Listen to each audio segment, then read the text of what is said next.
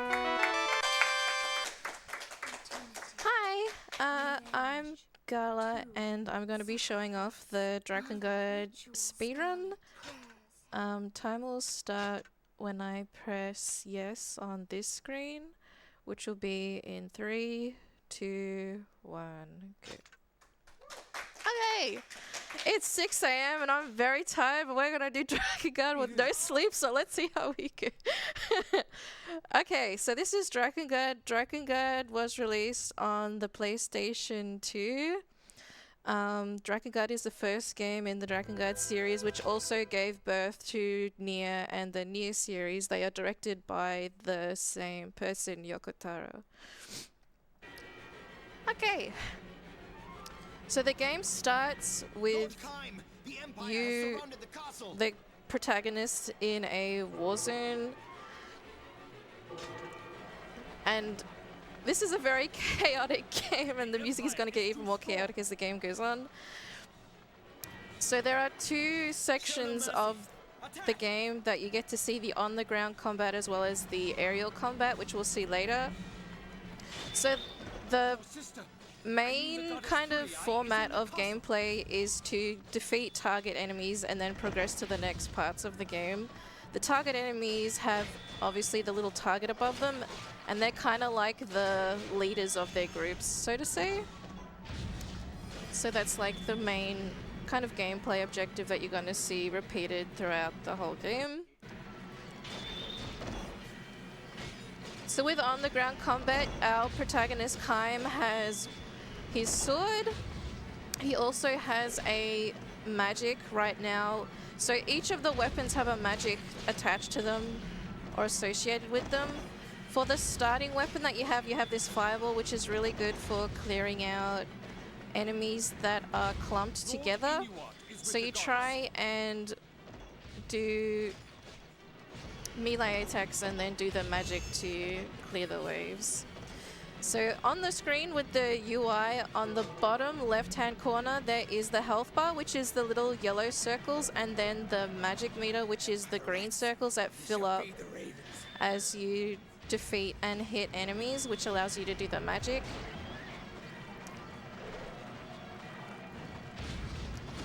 So in the story, I won't talk too much about the story because it is kind of a bit hard to explain for this game, but so there are two opposing sides in the story, the Empire and the Union. Our protagonist Kaim is with the Union, and the Empire are soldiers that we are defeating right now.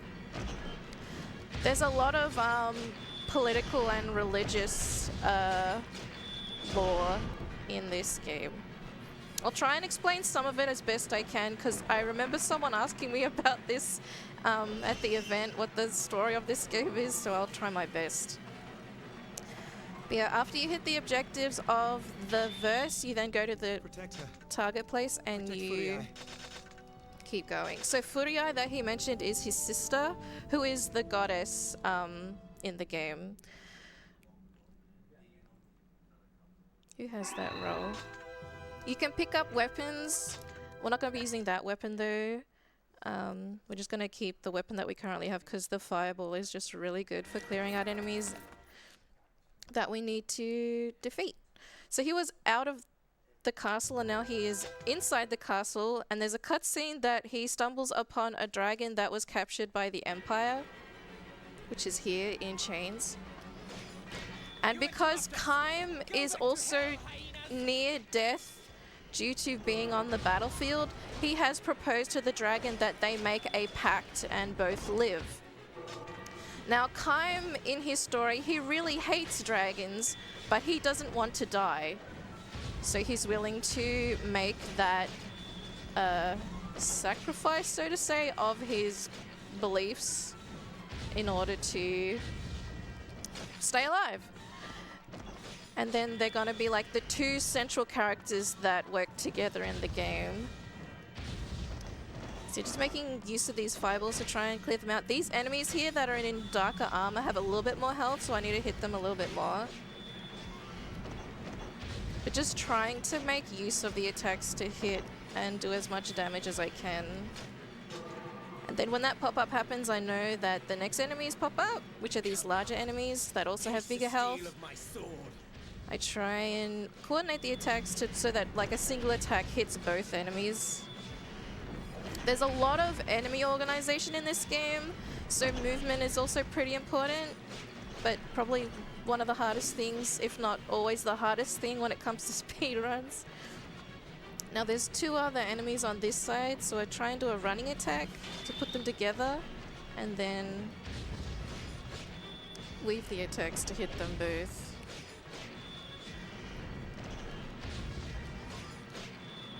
Just do a fireball. And that should clear them out. Still alive? You're blessed by the devil's luck.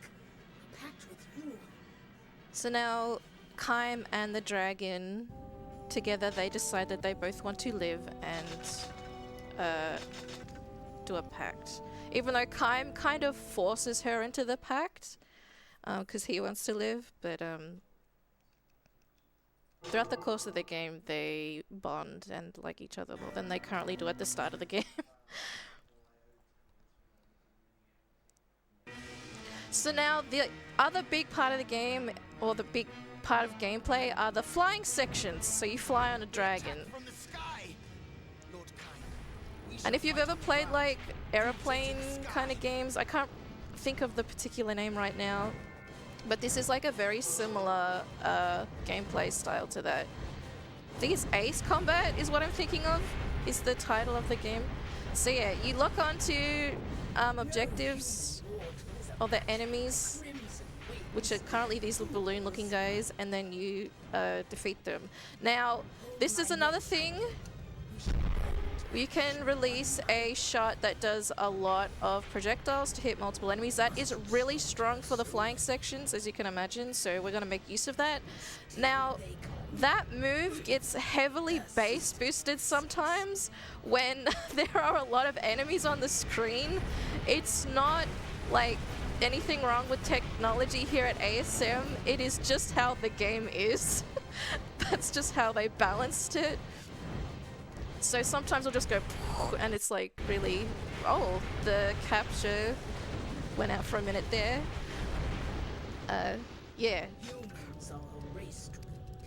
Sometimes it gets really loud. So just look out for that. Is this a good opportunity to get in a couple of donations? Yeah, that's fine, yeah. Awesome. We have $10 from ISO Hunt that says, good luck on the run, Gala. So happy to see Drakengard on ASM. We also have a $5 from It's Drev, just saying, you've got this, Gala.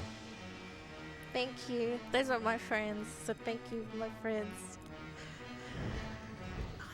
There is also a $25 donation from NerdX Live that says, hey Gala, stoked to see you running a new game that you've been working really hard on. Go guard some Drakens. Gala gang. Thank you. So here there are lots of enemies that are like these boxes, and you try and lock onto quite a few of them and then build up the magic meter with the dragon and then release it. That was quite base boosted, as you can see. It happens. And we do it again. And then because like it's scripted where the next enemies are going to be, you try and prepare for them. These enemies here, you have to hit them several times before you can actually hit their health because they have these little lights flying around them. They are belovedly known by the community as the fridges because they look like flying fridges. Oh, and they are out of my reach, so to turn around.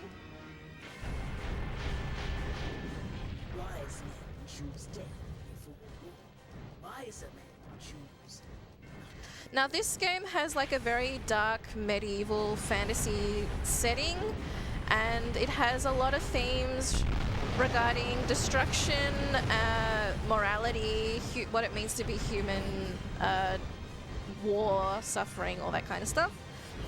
So often you'll hear the dragon say quotes like that during gameplay and other characters to have you thinking. Soldiers have appeared around the castle.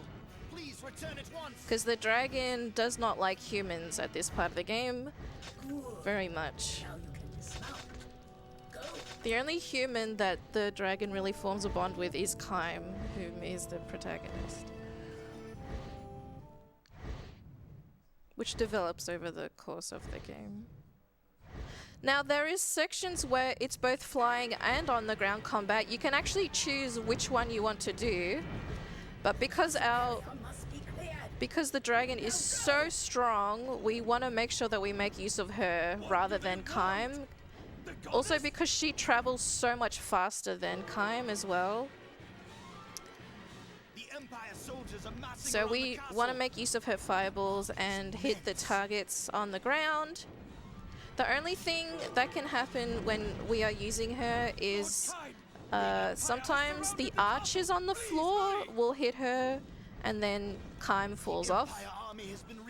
We will try and not have that happen much during the run, but the archers have very incredible aim, so we will do our best.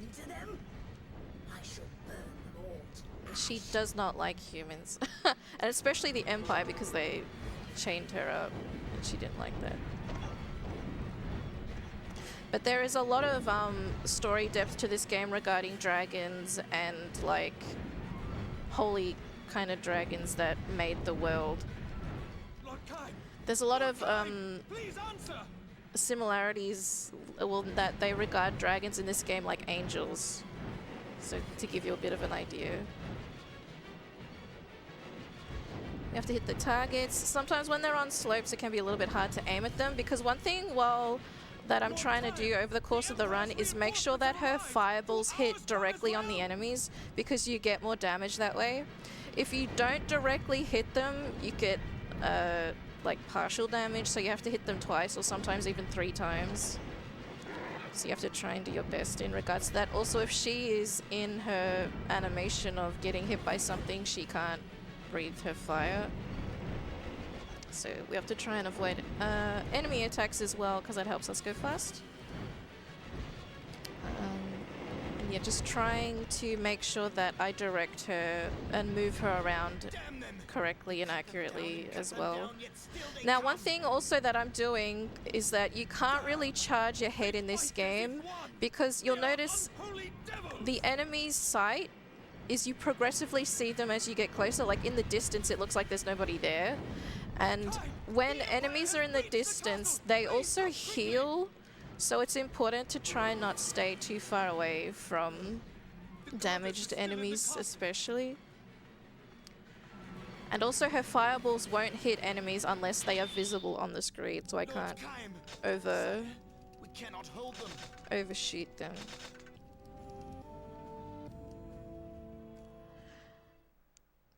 Now I feel like this next verse you really get to see the chaoticness of the soundtrack in this game. Not this part, but the next little part. Sometimes I have little walking sections like this that just lead up to the next part, because there's like a little cutscene that you hit. Oh, the screen is black for me. Okay, it's okay.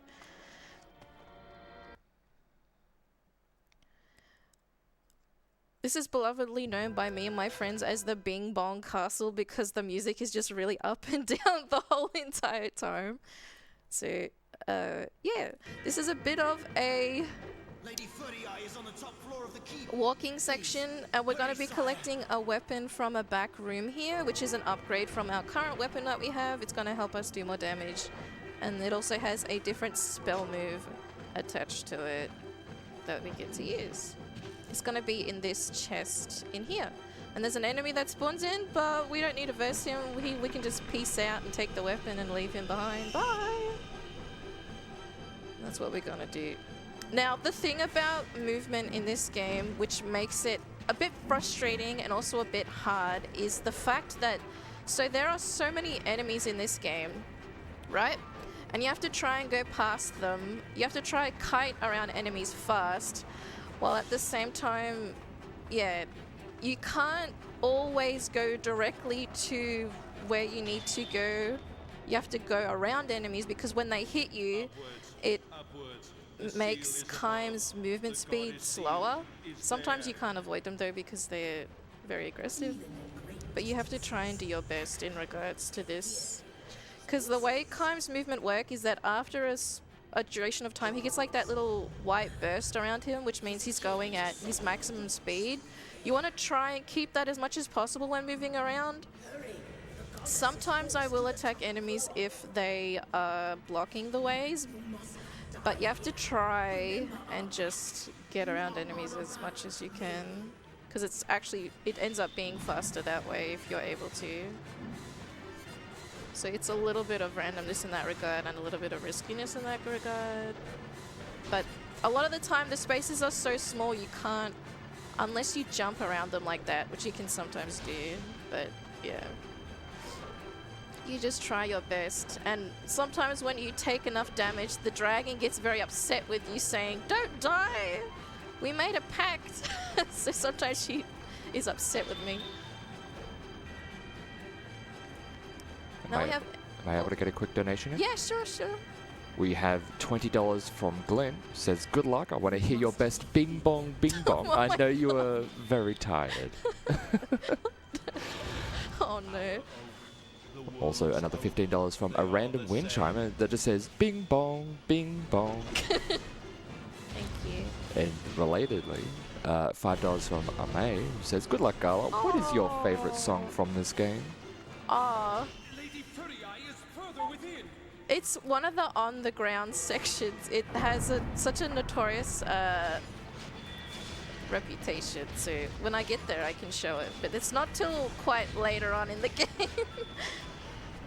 Oh, what do we do? Yeah, it's good. Good to hear Nay. Nay is a good friend of mine. You're getting a lot of support here in the chat and also through our donations. So yeah, this whole room, I have to kill everything in this room, so I want to try and make use of putting all the enemies together. The worst is if they run away from me, I really don't like that. So we'll just try and clear them all, and then it will show me that I've finished by giving the target. Lady Furi-Eye's chamber lies ahead. So now we get to meet Kaim's sister. So Kaim's sister is the goddess, like I mentioned a little bit, and there are several seals in the game that kind of hold back the evil and the darkness, so to say. And there is one of the seals is the goddess seal. So someone in this world has to be the goddess in order to help the world. And Kaim's sister was assigned this role. So her story is a little bit sad, just like a lot of the characters in this game have very sad stories. But that's her character, yeah. Of her, yeah, story. And Kaim's personality is that he is a very bloodthirsty person that loves to fight. So he had a little cutscene there of him repeatedly stabbing someone that's already dead. He just loves to kill things. Now this is the world map. So on this world map you can do free expedition and go to side levels and stuff, but because we're speedrunning the A ending, we don't want to do side content. We just want to go through the main parts that are necessary and get to the end of the game as fast as possible. Very good. So because of the Empire attacking the castle, they want to take Furi-Eye, the goddess, to protect her, to take her to the elf village, which is a neutral, the elves are politically neutral. So they want to take her there just to be safe. So they're going to go on a little trip to the elf village.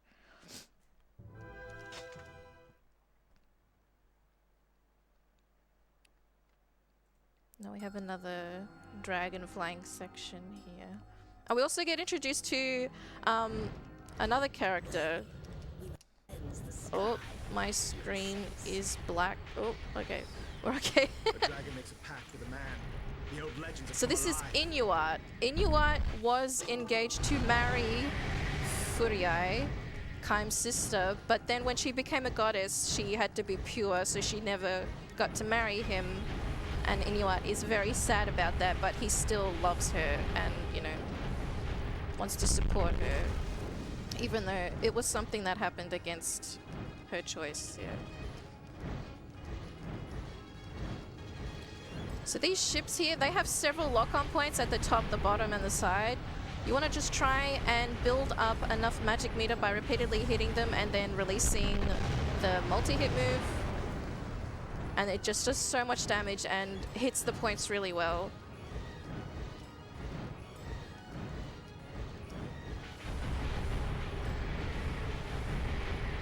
The bats are really good for building up meter, and then you blast them all.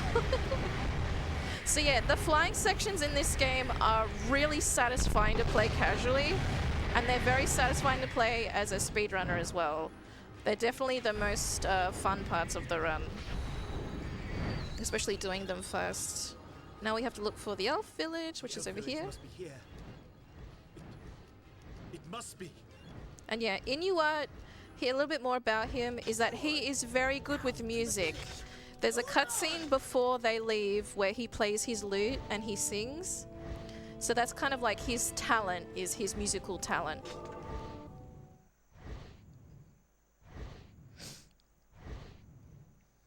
Like a bard, yeah.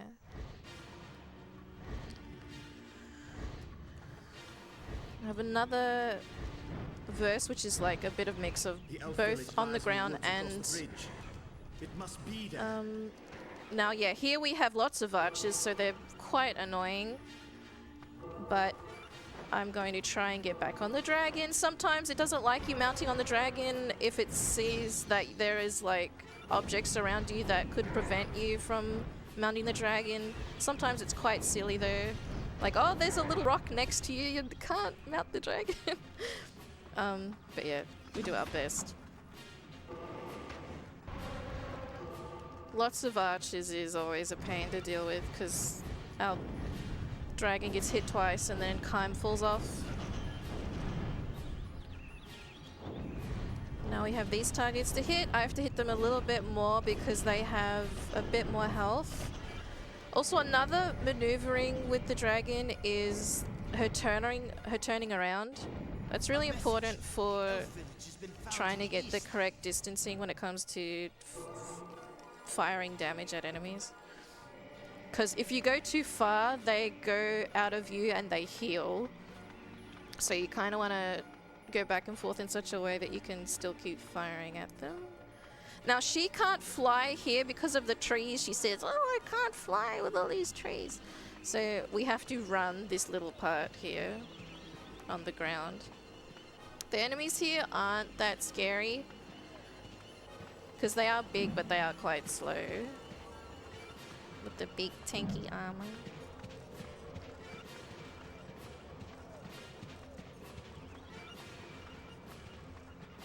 And now we make it to the elf village, and when they get there they see that the elf village is not doing too good, because even though they're politically neutral, I see it with my own eyes, and yet the Empire had come here, and I'm pretty sure they destroyed it, yeah.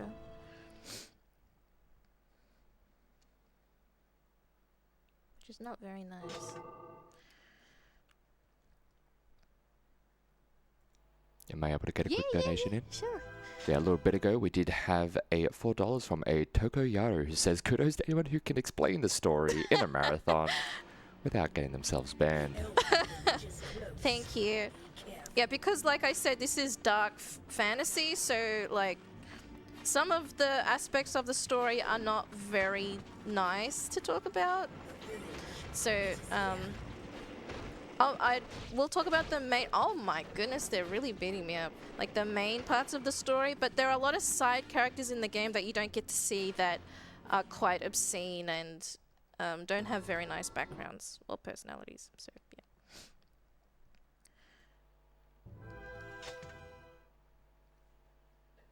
We can just pass over those ones. We don't need to go too deeply into those ones. So here they see a dead soldier, and there are these writings in blood that speak of the Watchers.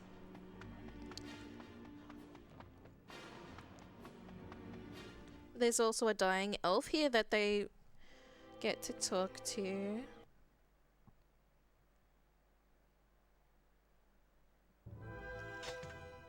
Yeah, it tells them about the cult of the Watchers.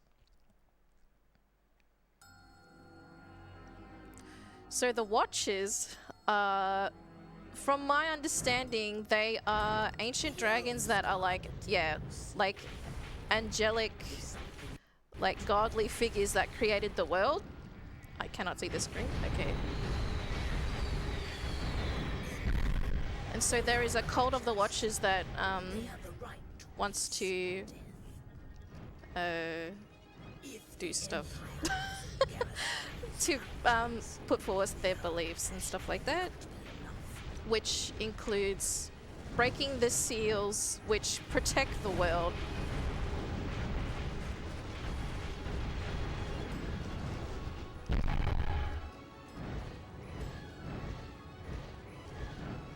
And particularly protect humanity. Have some more flying ones here. So I particularly try and lock on to not just the same one to try and build up the meter as much as I can.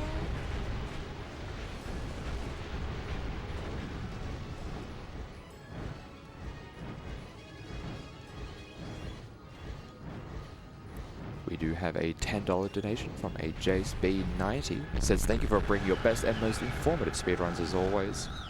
Even though you are tired, you are the best, Gala. Aww, thank you.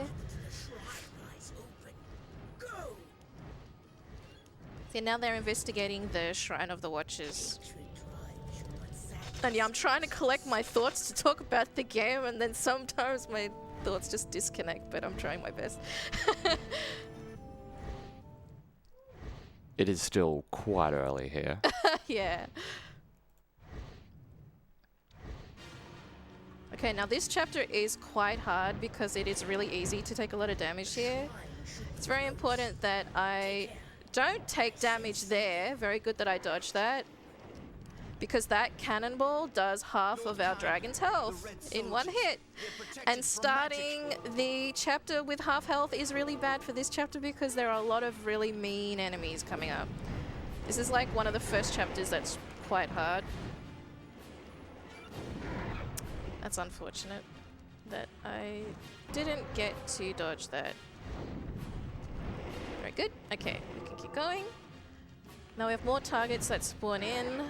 The archers are being a real pain today. Yeah. But they have such amazing aim.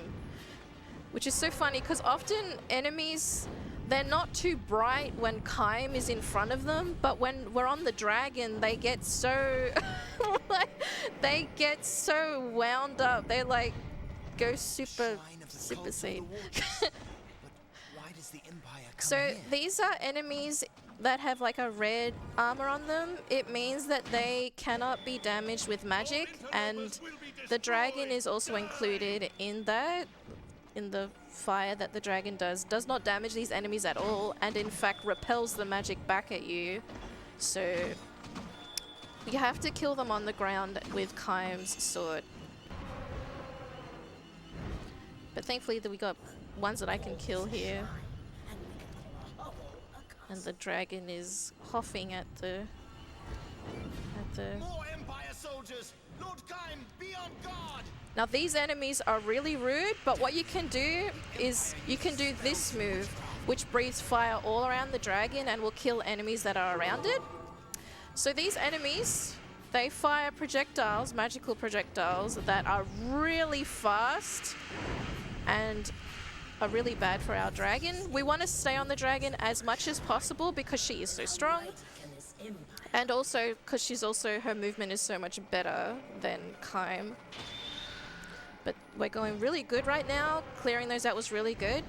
Been able to avoid projectiles. I'm going to fill up my magic meter again. So that move where you breathe fire around everywhere uses a full magic meter. Try and get in the middle of them and then breathe. She gets iframes. We clear out. You can see the little yellow dots on the map. That's our targets. And yeah, they shoot projectiles so much when you're on the dragon, but it's so much faster to use the dragon, so you want to use that. They aren't resistant to magic though, which is good, even though they are mages. Oh, this is not good for me. There's so many of them. But you got to try and make use of the movement of the dragon as much as possible. I want to get out of there. I go to some enemies on the side here to... Oh, there they are. To build up the meter again safely and then go back in. and let it go. You can see all the little dots just like disappearing on the map in the top right.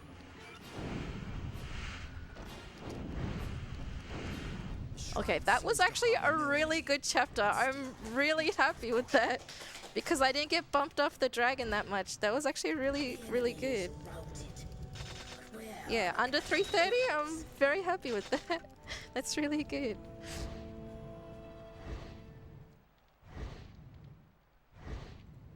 And yeah, also one thing about the PS2 game, because it's PS2, is that sometimes it lags, and that just happens. This Now is also the power of 6 a.m. Gala. Yeah. So here I do a reload.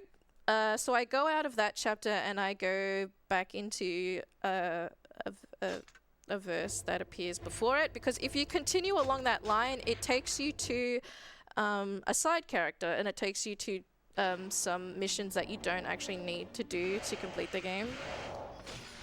So you just go back in the verses, which is like the same verse, but just, yeah, it takes you on a different line if you just keep going. So if you reload, you can avoid one of the side characters' chapters to meet them. So it's just really fast. Now we have chapter 3.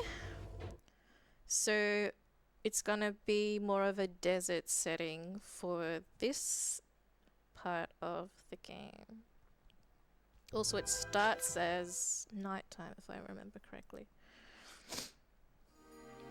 He meets up with his sister.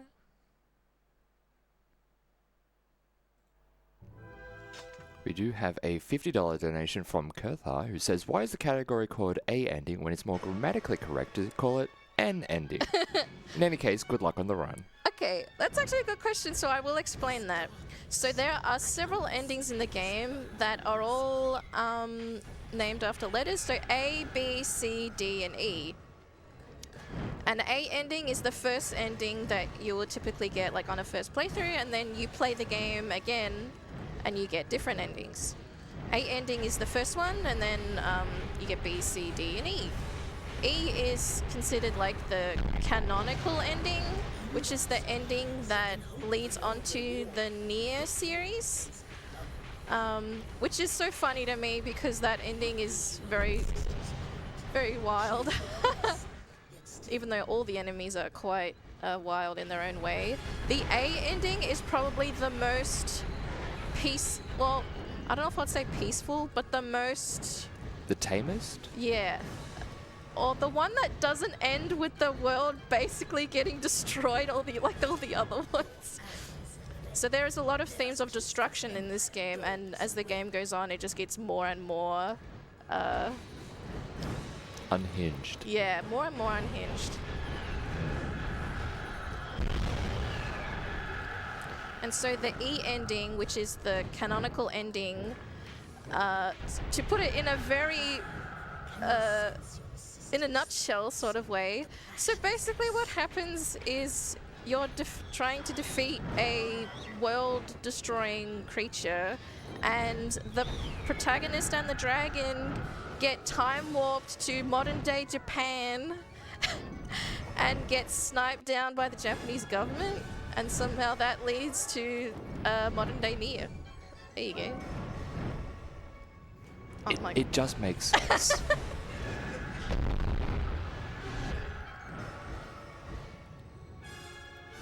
Okay, good. The three of you, have you grown so accustomed to denying the truth?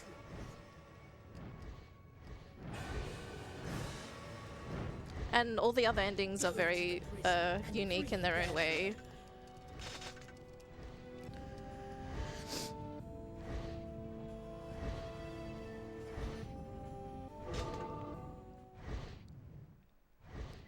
So they're currently traveling to free the hierarch priest Verdale, who is trapped by the Empire here. So this is a prison right here, and there are some target enemies that we need to defeat around the prison.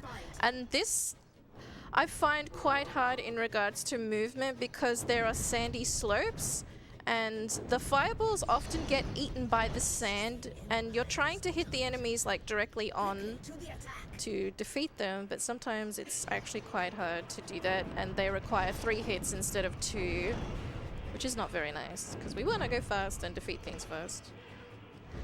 The music here is pretty cool though. It has a very chaotic theme for a lot of the chapters in the game. And also another thing about the music, for some of the verses and the soundtracks that they have, the music is actually played backwards, as another thing that they did.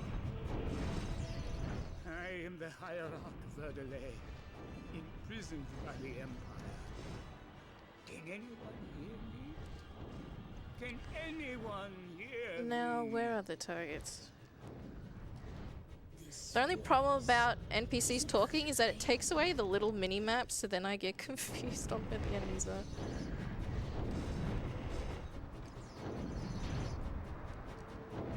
Now the final enemies spawn here, and I just use the breath to clear out a lot of the archers and also to do some damage around onto them.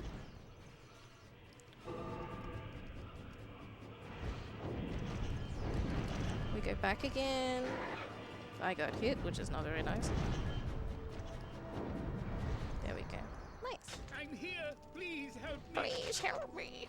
So we go help Verdelay get out of prison.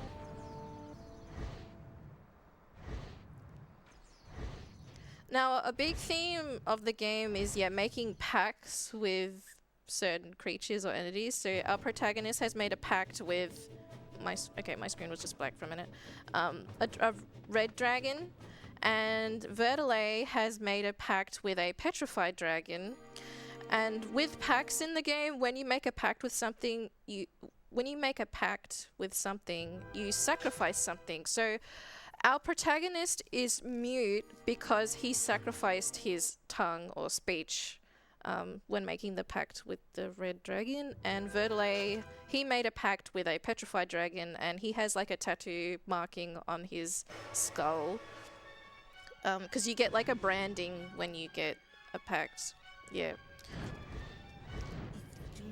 And there was a little cutscene there showing Inuit. He was captured by the Empire, and his story gets quite sad. But I'll talk about that later.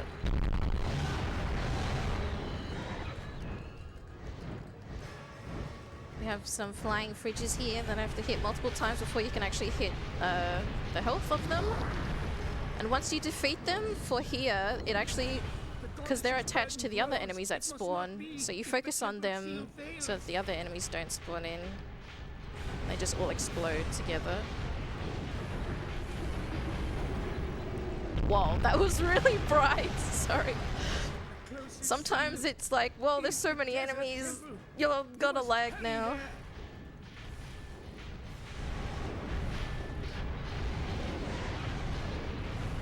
Now we take out this fridge and then we do this, which will help defeat a lot of the enemies here. They are trying to destroy a seal that protects the world. Yeah, the desert seal, this sea seal, and the forest, and the goddess seal are the seals in the world. Yeah, and the dragon's like, what are these humans doing, man? That's stupid. Honestly true. They must not destroy the holy place. Please, hurry, Kai. So yeah, you see, like, it kind of looks like hair, but it's actually like a tattoo marking on the top of his head. And Kaim's marking for his pact is on his tongue because he gave up his speech. Yeah. And there's other characters that give up certain parts of themselves in order to make a pact, which gives them great power. Keep chaos from the world. Kaim, they must never be broken. Yeah, so we're going to the desert seal here. So they have a lot of targets around the seal to defeat. And the ordering that I'm gonna kill them is particular to when the next enemies spawn in. So I go on this direction around the enemies. They require typically 2 or 3 hits depending. It's always a bit annoying if it's a 3 hit, but I do try my best to get 2 hits if possible. Though I think these enemies actually have a little bit more health, so they require 3. But you want to try and organize your movement so then, yeah, you can hit like multiple targets at once is really good.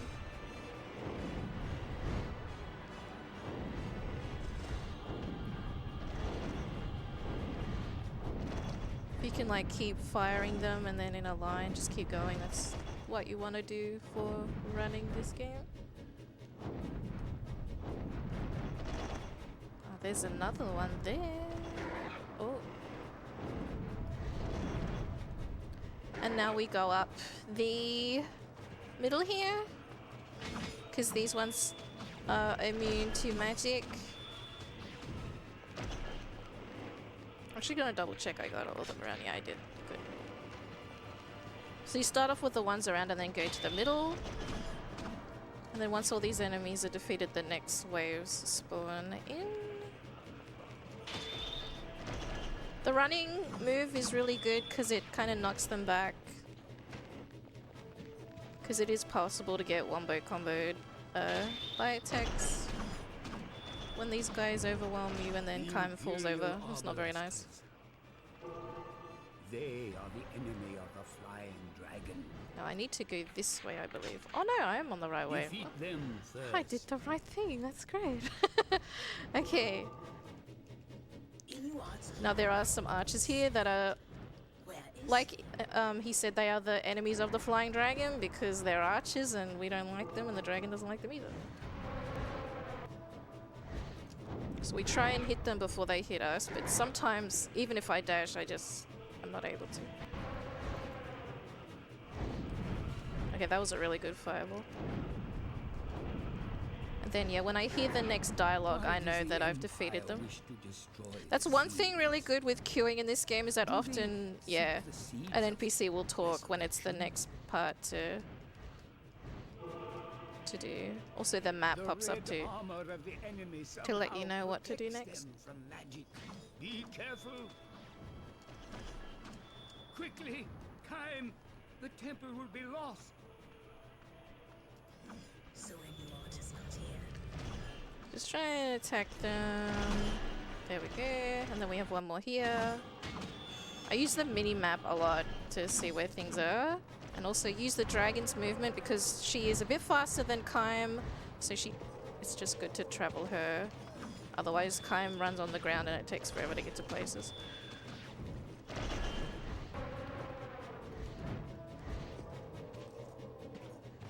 I have one back here.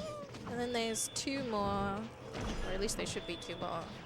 And then we can go to the next one. Oh. Also, the dragon has a better view of the wide range. Like, Kaim's eye view is not that far. So being on the dragon helps to see what's around you without going into the little mini-map. And that should be the last one. The attack is only a diversion. And then we keep going. Kaim, you must return to the seal at once. So now we go to the desert seal, which is here. Here too. It is only a matter of time before the temple falls. So there might be the question of why is the Empire attacking the seals if the seals protect the world from, like, chaos? Well, so in the lore of the game, the cult of the Watchers, which is what the Empire is a part of, they believe that by destroying the seals, they can actually save the world and resurrect or like rebirth the world, so in a sort of like way. The temple is ahead. So basically, by the thought of like, oh, it might be, you know, considered bad, but it'll end up good. Yeah, that's basically the logic of it for the Empire. As a very simplified way of explaining. That line of thinking has never gone wrong in any game, ever. This will be fine. Yeah, this is the one that is going to work for. Now we're at the seal, and we get introduced to a new enemy type, which are like these little ghosty dudes. Now the way these ghosty dudes work is as... You could kind of think of them as blind in that they don't really see you, or like they don't react to you unless you move. And I take advantage of that here by clumping them all together. Oh, he was very Destroy the aggressive also. spirits of hell.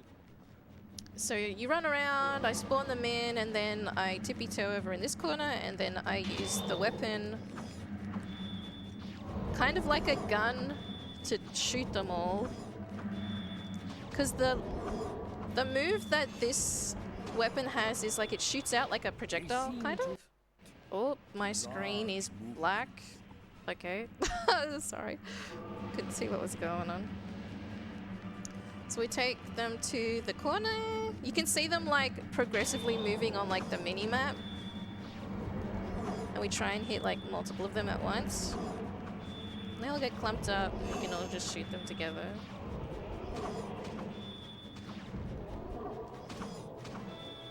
And then we defeat Drive them. all the spirits from the temple. Drive them away now. And yeah, they don't spawn in until you get close to them. So that's also important to note too.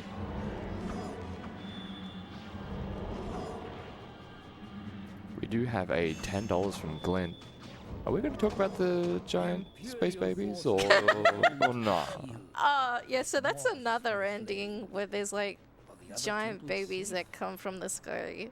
But that's in another ending. You won't get to see that.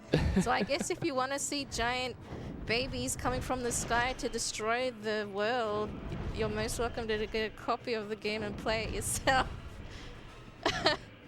Okay, where am I located? I'm here. Okay. The range on the endings.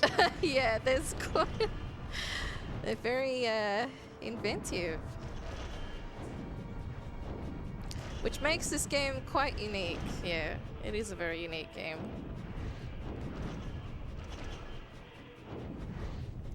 So we do have a $5 from Nightshade. It says, hope the run goes well. No run killing black screens.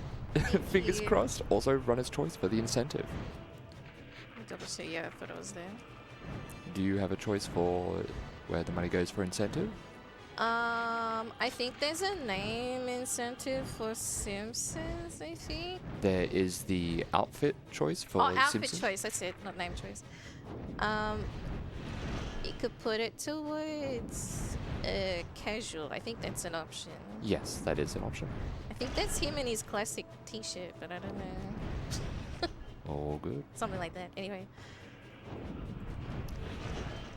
Now here, when it comes to these enemies, so there's targets that are fine against the fireballs, but then there's the enemies that are magic immune. So I have to be careful of their reflecting missiles while attacking. Okay, that's good. Commanders have appeared on the battlefield.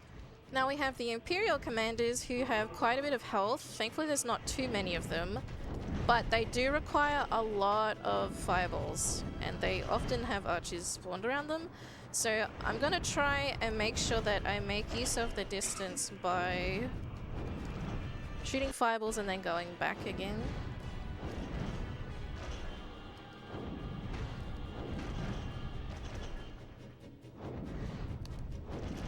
Okay, good. And then go to the next enemy to start putting damage on them.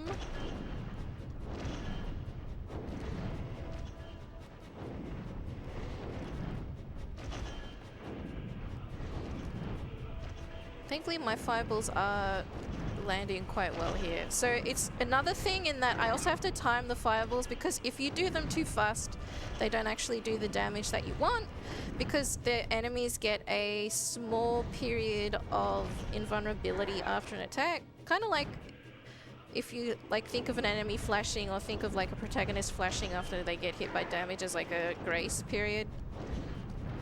The enemies in this game also have that, and an archer shot me down. Okay, that's alright. I have to be careful here, I'm hoping. Yeah, that's okay. I'm gonna shoot them down so they don't annoy me. There's one there. The distance between these two is a little bit too much. I don't want this enemy to heal, so I'm actually gonna just focus on them right now and then go to the next one. There we go.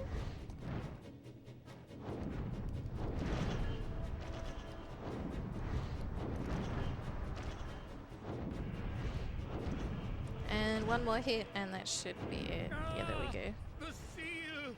The seal is broken! The shield is broken. That's my favorite line in the game, just because the way that he says it to me is so The will funny. of the gods?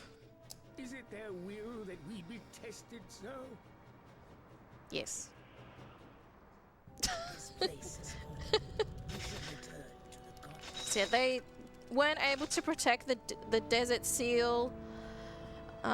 So the dragon's like, we should probably go back to just protecting the goddess now. Yeah.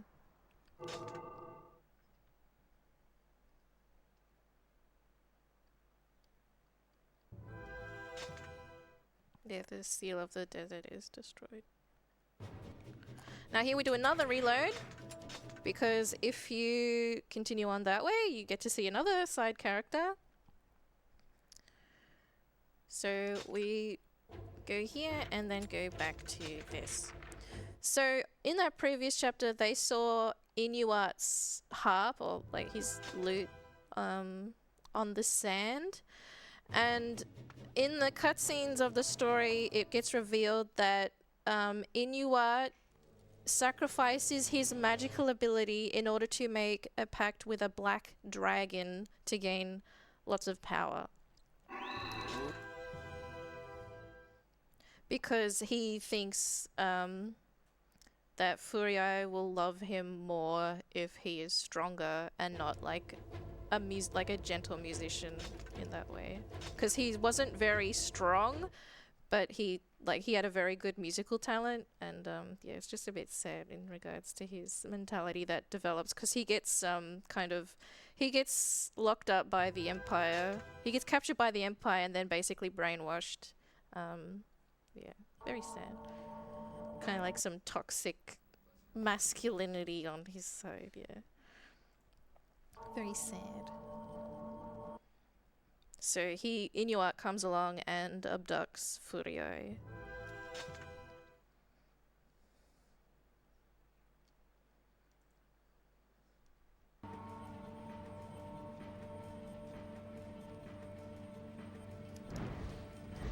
So many of them. It seems the day of the final reckoning. Now the next couple of chapters will be in like a snowy mountain area.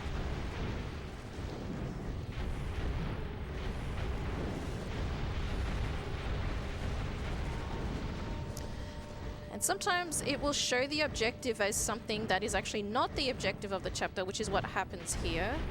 So you gotta be careful of that kind of stuff in the game as well.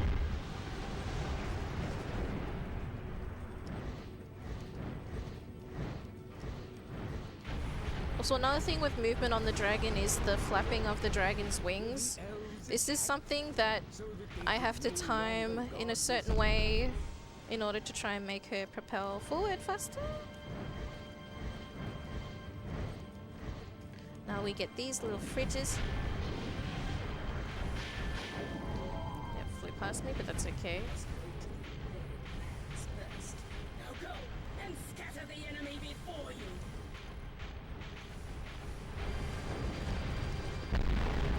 Okay, now we go this way.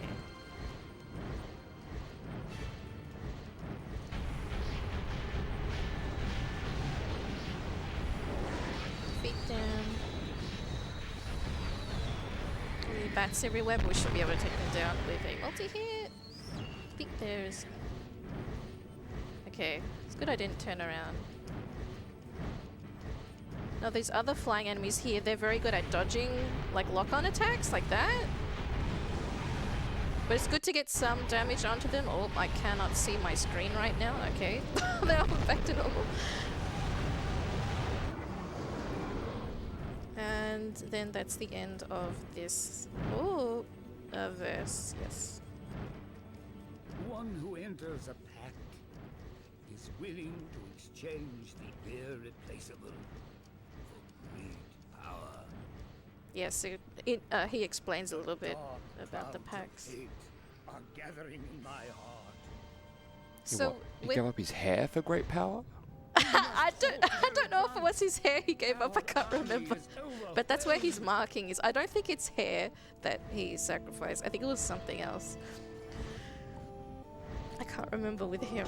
But they, like, all of them sacrifice something about themselves in order to achieve something.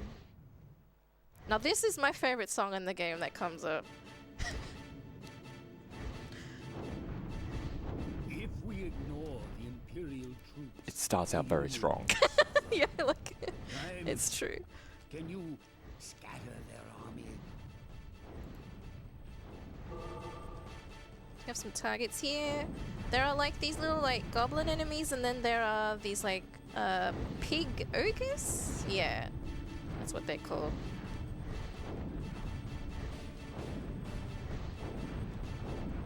Oh god, okay, need to get that guy. There we go. And now, these enemies aren't required, but I am defeating them because when you defeat them, a treasure box appears. And in this treasure box, there is our next weapon that we're going to use for the speedrun, which is much stronger than what we currently have and a very good upgrade.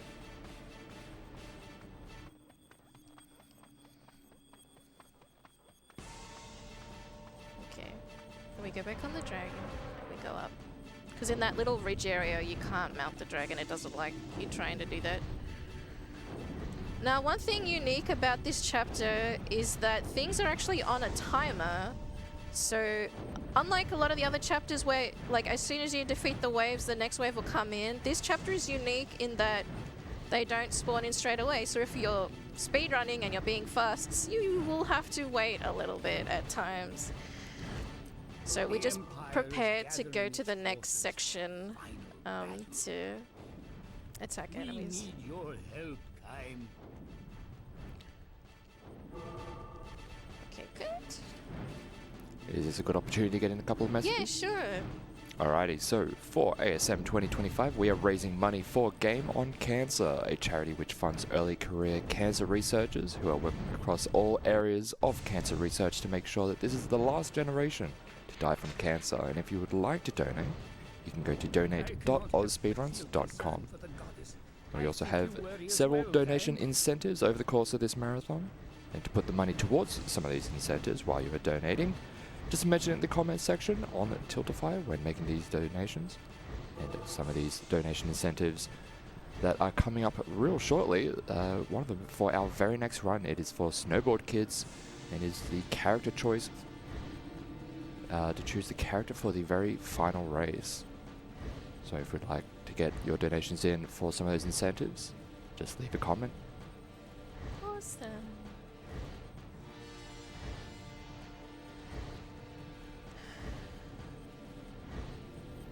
I'm just waiting in this corner and then the map will pop up and say, oh, the next enemies are here. So, yeah, I'm just waiting a little bit. This chapter's, yeah, unique in that way. Like, you don't get that in the other chapters at all. It's very, like, fast-paced. So you can have a little bit of a water break on this chapter. Yeah, I was doing the reading and then I looked up and I was like, oh, we're just... Yeah, we're just chilling. We're sitting here. It's one of those kind of situations. Yeah. So here, these pig ogres here, they have cannons. So many Oh god, yeah. They are incredible in their turning power. Like, they can just turn around and shoot the dragon, like, at lightning speed. Faster than the dragon can. Oh goodness. So, what I try and do is build up the magic meter, shoot one bullet, and then use the magic meter to clear them out so that they don't hurt our dragon friend. We can defeat them that way. There we go. But there are enemies here that you can only defeat with Kaim, so that's what we're gonna do. You have to run to each of them.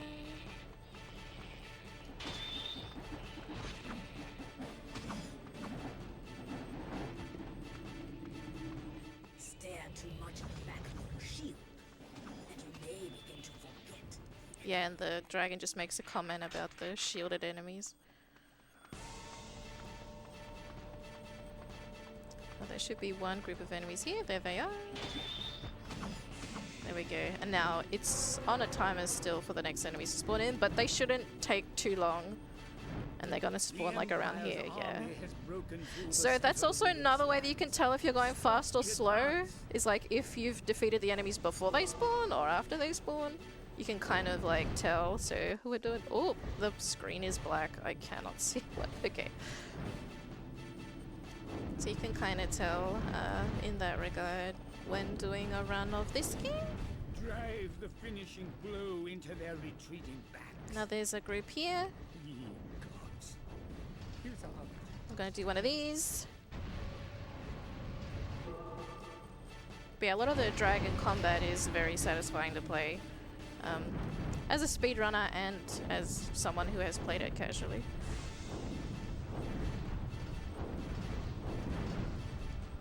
Just gonna shoot these ones. I also tilt her head down often when shooting projectiles because it helps make them land like exactly where I want them to land. Bodies pile Okay, higher, good. even as the Nice. flowers on the grave That was pretty good. Can also tell by the music as well because you get used to understand your mission. when certain things play. Reckless abandon. Now we're going to take a little bit of a detour from the main chapters and we're actually going to go back to chapter 1. Now the reason for that is because of the weapon that we picked up. So it is better than what we currently have, but it's not upgraded. So we're going to go kill 250 enemies at the start of the game to level up the weapon. And that makes the weapon level 2. It makes the magic of the weapon level 2. And it's going to help us a lot for the rest of the run. Because at this point of the game, the difficulty just ramps up. And enemies are super tanky. So by doing this, it makes the run faster. You might think, oh, by doing content you don't need to, you know, it's going to be slow, which usually it is, but in this regard it actually makes it faster. Yep. So that's what we're going to do.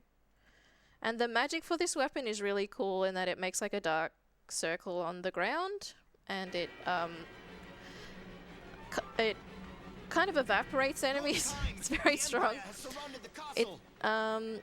If you think of like how poison damages an enemy, it does that to the enemies that it touches. Empire is too strong. Also has a different attack combo from the other ones that we've seen. So what I'm going to try and do here for the farming is I want to get all the enemies together and then I put it on the ground and then try and feed them into it and they die really fast. And that's how we're going to get our kill count up really high and hopefully very fast. Sometimes the enemies are a little bit airheaded though and they just kind of stand there, which is definitely not what I want. I want them to be aggressive, I want them running after me so then I can manipulate where they go. But you also have to complete the mission as if it were your first time doing it. There's targets are still there. But yeah, with the game, you can go to previous chapters to do content, like if you wanted to, because there's like little side stuff you can do. We're gonna try and feed these two together, and then let it go. Oh, they didn't really run after me, which is sad. He should die from that, yeah.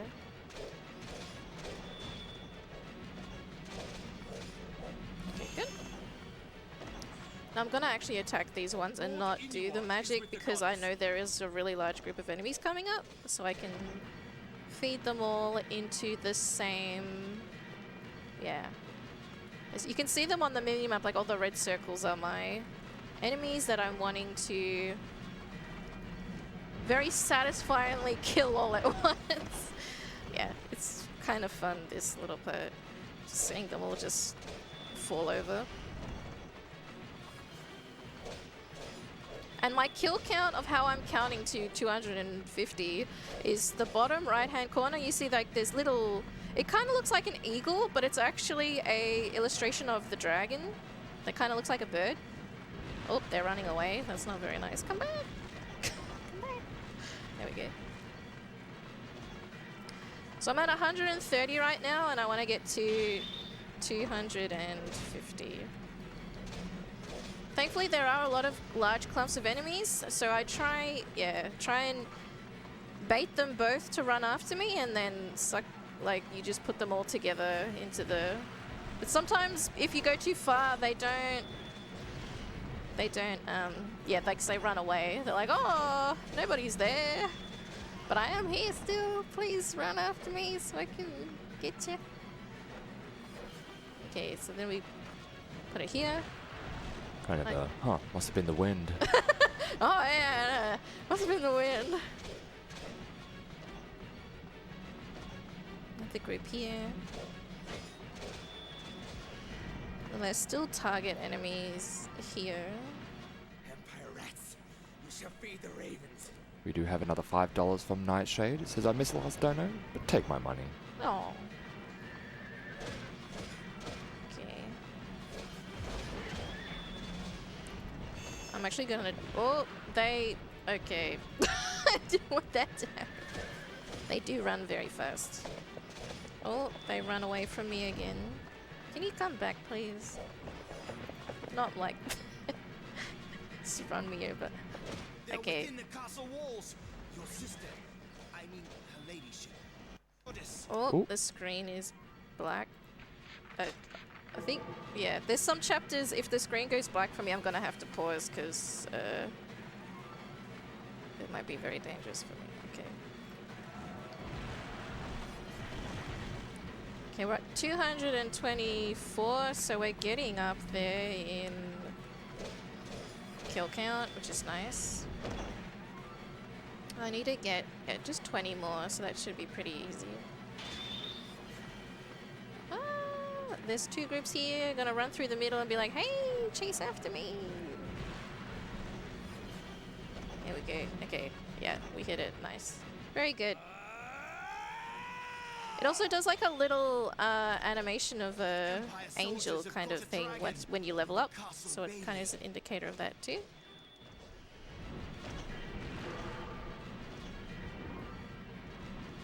Treasure box has the key. We take the key and we go forward. Alright. Protect her. Protect Footy Eye. The way he's holding that sword confuses me. Yeah. So now it's level 2. So, like, the magic that it does the circle, now it does 3 of them of the same size, like, around, and that's really strong. So we're going to be using that for the harder chapters that are going to be coming up. So now I'm going to get out of this verse because it will just continue on along with the game. We're going to go back to where we are up to in the game. Going back to like this snowy, wintry area that we were at. Yeah. Okay. Go to story and then we go all the way back and to Kime's past. So these verses start to talk about Kime's background, that his parents were killed by an empire dragon, and that's why he is bitter about dragons in general.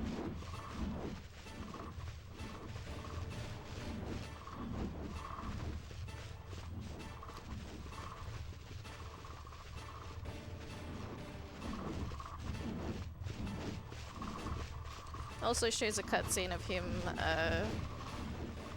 slaughtering a lot of creatures as well. That snow is very bright. It is. It's very bright. It's still very early.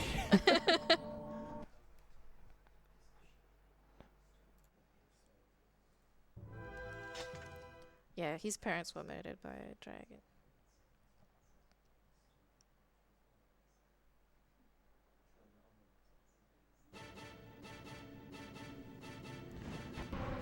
We get back on the train. Your parents were killed by an empire dragon. We have targets here. You The must archers not as live well. only for revenge. And yeah, he's like extremely bitter. Kaim as a character is very bitter about the Empire. That's kind of like one of his motivations for being so bloodthirsty as he is. That's okay. Time We go that way, and now we go to the next set of enemies that spawn on the other side. end your killing ways. No, I can give no more. So yeah, Verdelay is like a priest, so he tries to be holy and say, you know, stop your killing ways. But at the same time, Verdelay is still guilty in that his character is that he is like meant to be a holy priest, but he succumbs to a lot of unholy behaviors like rooting on time to kill things at some points and things like that.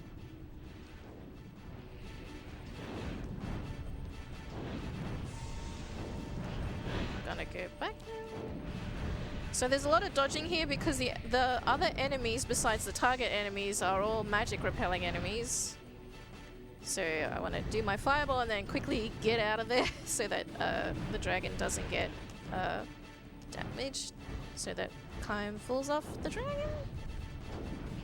Okay, there we go. I thought I might have been one. Attacking the village.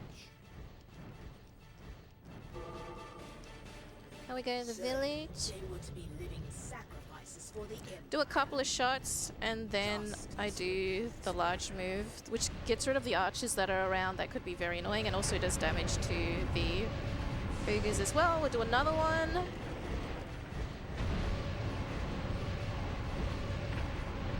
We're hoping it kills them, but it doesn't always do that. Yep, one of them still survived.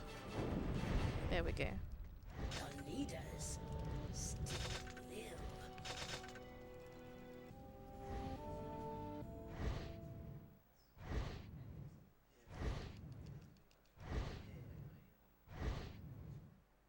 Okay.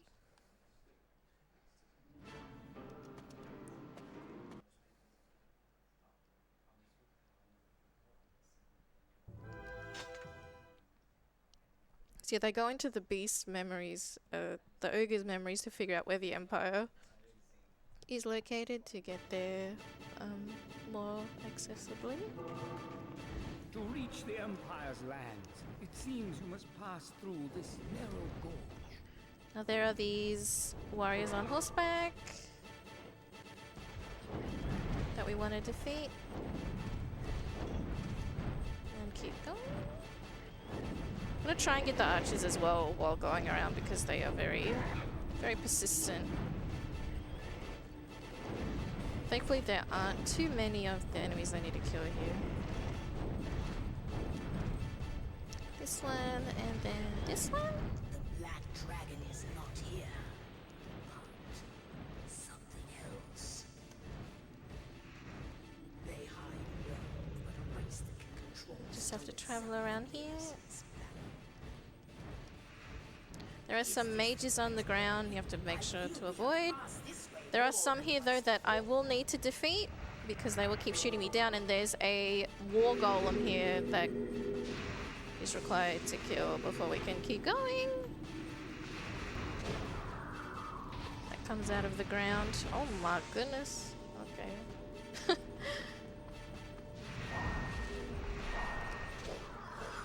Okay. Now the next one.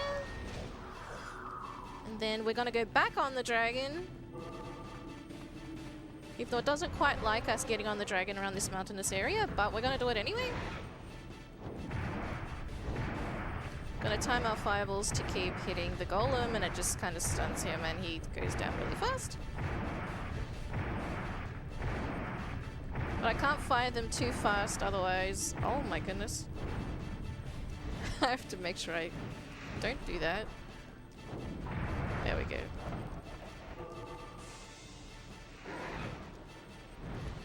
Okay.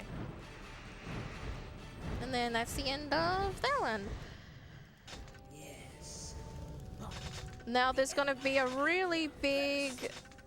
there's two verses coming up that are quite big. There's a lot of war that's gonna be happening between the Union and the Empire.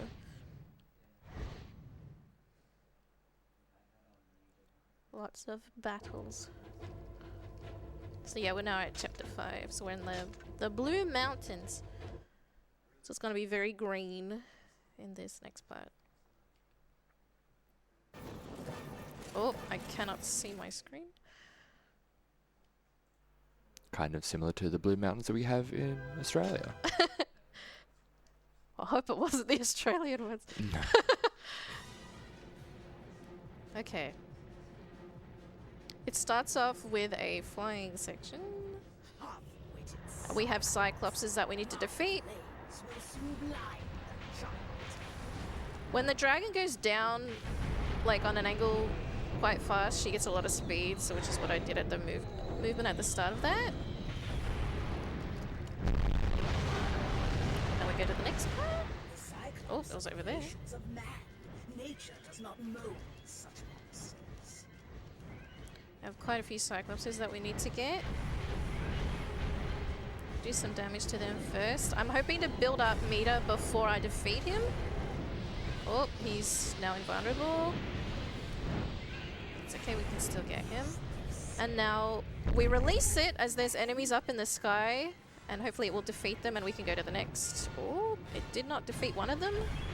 Little bit of baby HP left. And then we go to the next enemies that spawn in.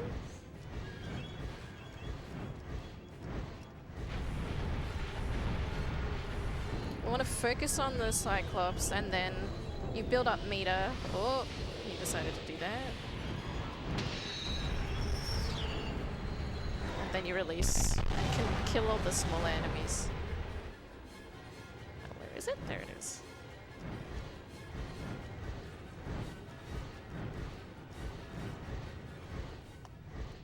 The One-Eyes are defeated. Now to hunt the rest of the jackals. Your favorite sport, Kai. Oh yeah, the voice actor for the dragon in this game is actually a well-known voice actor. I can't remember her name, but another thing that she has voice acted is characters in South Park. So that's a very different, very different setting from this. But Bit of a tonal. Well, still questionable in morality. Soldiers, advance! We must not let him fight alone. now this chapter is huge. There Good. The spoils currently shall be are ours. Soldiers, show them the strength of the 45, Union. I think it's 45 or 50 target enemies I have to defeat in this first section. So it's like a massive war zone chapter. Like I can go into the map, you just see them all. It's like so many I have to defeat. So to try and make this fast, you want to try and take certain paths. It's also, oh my goodness, where actually am I? I'm in the middle of nowhere. You want to try and organize them so that you kind of, when you think of kills per second, you want to try and do as many enemy kills as you can while traveling, and yeah, doing little movement as you are killing things. Both sides have summoned all their power. Some of the enemies are positioned rather awkwardly, but this is massive thing about this run is management. So this is just an example of that. I do want to kill these enemies that are behind the catapult because they will obliterate our dragon's health if they get a shot on them, so we don't want that to happen. And it's also hard because of how the vision works, so like I can't see in front of me. I have to use the mini-map to try and guide me a little bit to direct where I'm defeating enemies. There was one there that I missed, yeah. So this is one of the hardest chapters, and then the next chapter is even harder. Yeah, this is like, I guess, the middle kind of part of the run, and it really ramps up from here. But after this chapter and the next chapter, as a runner, you can do a sigh of relief because there definitely aren't as many enemies that you have to defeat in the next chapters, like all at once. Yeah. That's not very nice. We're actually gonna go this way.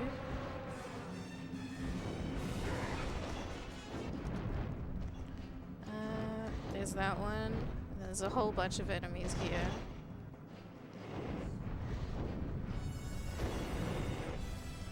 Now we double check the map because it is so easy to miss enemies in this part of the run.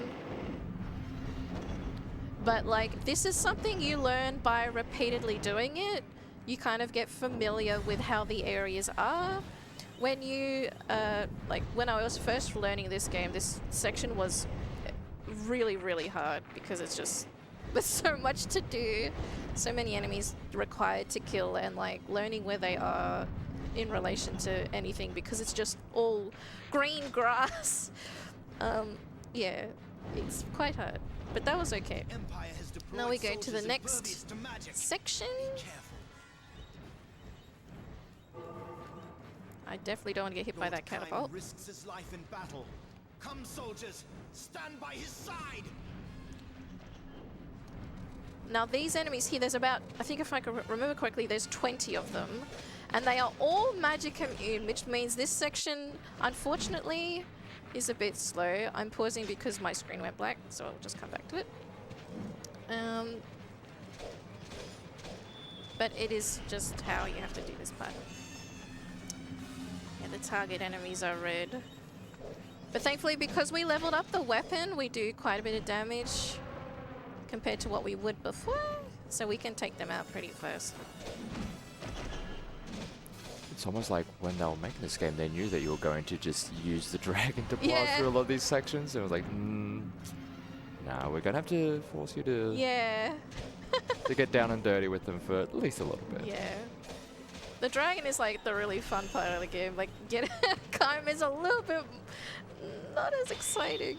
Dragons are cool, so yeah. Dragons are cool.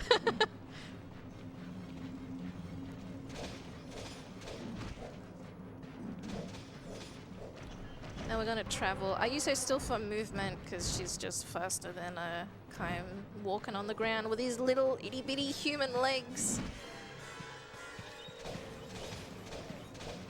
We go back up. So I try and do this. I do the front and then I go around and then come back to the front again. Or if I can see an enemy on the mini-map, it's good just to run to them and do them while you're there. There should be a group, yeah, here. Running attacks are good because it bonks them all away. There should be one here, yeah.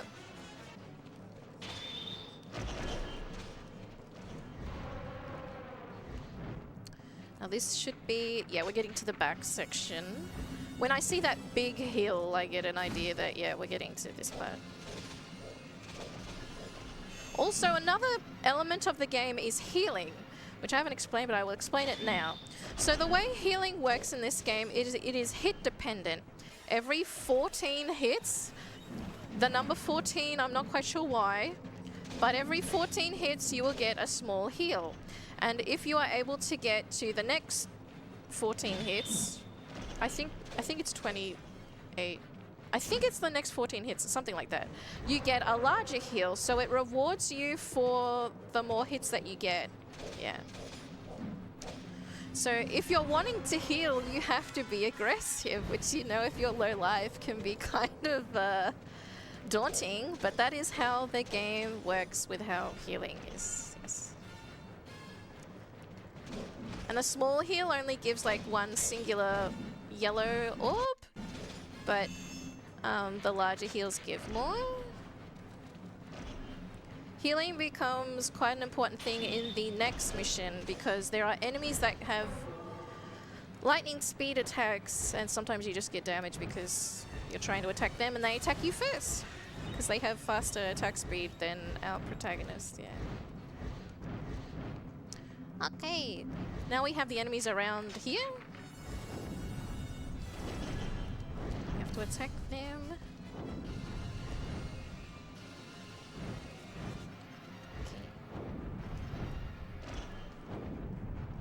Dragged the dragon's head down to try and get good damage out. The music is very chaotic. Woo woo, and then just the strings go absolutely ham.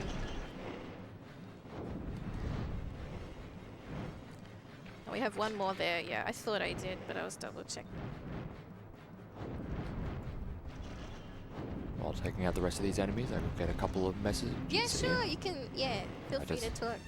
would like to give a little bit of a notice to some of the upcoming incentives. Most notably, the very next run for Snowboard Kids, there is a donation bid war for the character choice to get to choose the character for the very final race.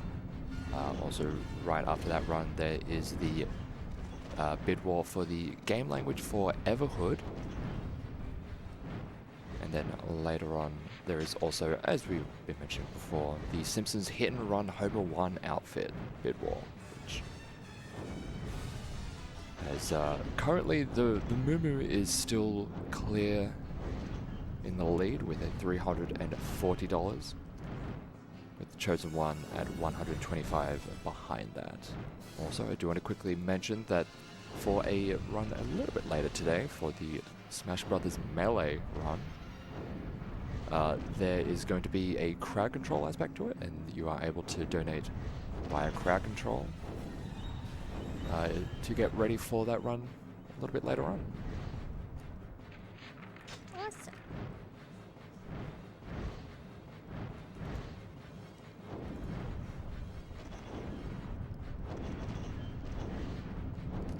It's just a couple enemies around here, and then the next wave will spawn in, and then the verse will be over, so that'll be good. There is just so much, because yeah, it's literally a big war zone, and you just imagine the soldiers coming to battle and they just see this big dragon just blasting everywhere. It's just like, oh god. Oh, my screen went black. Hold on a minute. Okay, there we go.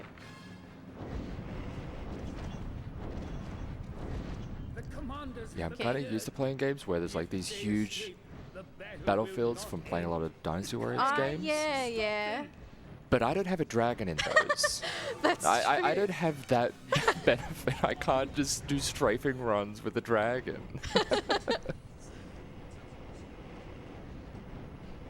Yeah, when I play this, a lot of people say, oh, it just reminds me of Dynasty Warriors. And it kind of has a similar style to that because of all the enemies that you kill.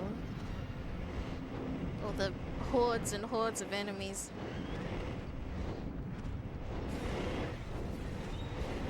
And now, after the final enemy here is defeated, yay!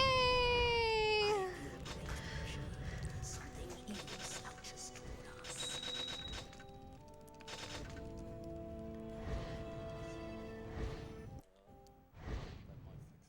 Okay, thank you. Okay. Well, it's a sigh of relief that that chapter is done, but the next chapter also has a lot of enemies and is really hard. Because just imagine that, but skeletons! Now, there's gonna be some stuff happening. So even though that war happened, because of the chaos and everything that's been occurring,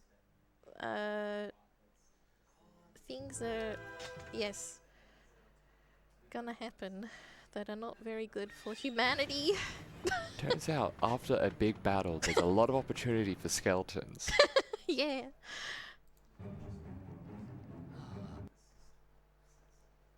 See, here there's sections where you defeat more soldiers and then they get resurrected and skeletons come out. And the reason why I find this chapter more scary than the previous one, even though this one has less enemies, is the skeletons are really powerful. Mere threat of the seal's destruction begets such chaos. What if they are true? So yeah, the seals aren't broken yet. The only seal that's currently not broken is the goddess seal, which is Kaim's sister. So she's still alive, but the world is still not doing too good right now. A lot of chaos is going on. Okay. So we're gonna defeat these enemies first with the dragon, and then we're gonna have skeletons. Now the reason why the skeletons are so like menacing is because of how aggressive they can be, and especially if there is multiple These monsters come from. that jump on you together.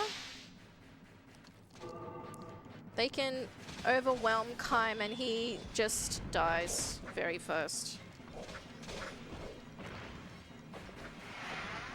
And they have spears, and the thing about spears, if anyone knows about like medieval weaponry, is they're like OP in that they are, the length of them and the speed of them, they're just, yeah.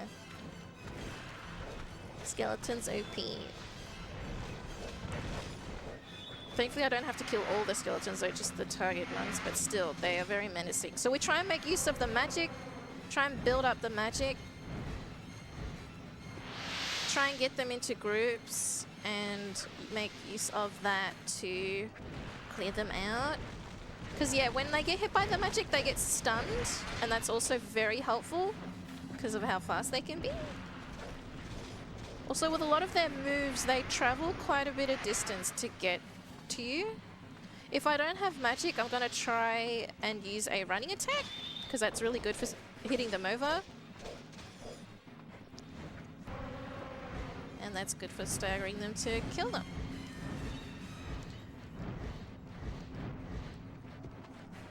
These enemies here, they resist magic, so I can't use the dragon, but thankfully they're not too menacing. I can just hit them with Kaim Sword and then go to the next one. The music is ramping up in chaoticness. Yes. Good thing I wasn't just running out into the middle of the desert. I was going somewhere. Sometimes it's hard because of the short-sightedness of the camera, which you can imagine it's to help, you know, the game load things and stuff like that. But as a speeder, it's like, I don't know where I'm going. Okay, double check. Good, good. I'm gonna go over here. Killing these humans is also quite nice for magic meter. Like, my magic meter is filling up quite a bit, which is going to be good for the skeletons that will be coming up next. That's spawn in next. And I know they will spawn in next when the soldier has some dialogue that he wants to say. There we go. What can this be? What can this be? What's happening? I love early 2000s voice acting. The voice acting in this game is pretty good. A lot of PlayStation 2 games, they have very questionable voice acting, but this game isn't too bad. But I always make jokes about it because it's funny to me. Very emblematic of the time.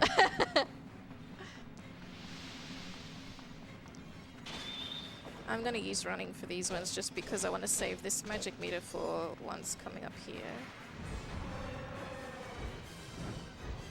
This one here. The horror. I cannot see the future.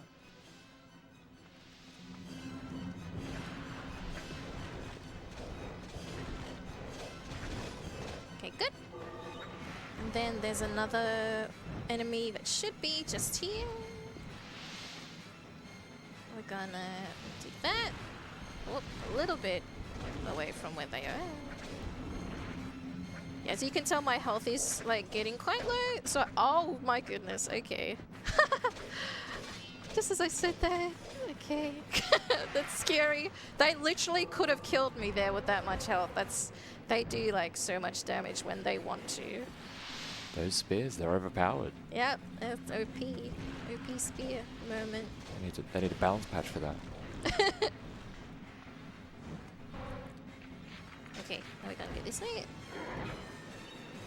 But the thing good about this chapter is even I can be quite aggressive because there is a chest that is gonna do hit. Like I have, there's a healing chest I can collect. Like, that doesn't waste any time because it's right where the target enemies are. That can get my health back up to full again. Yeah. So I always get that even if like my health isn't doing too bad. Cause yeah, it's so easy for them to just obliterate your health even if you're feeling confident.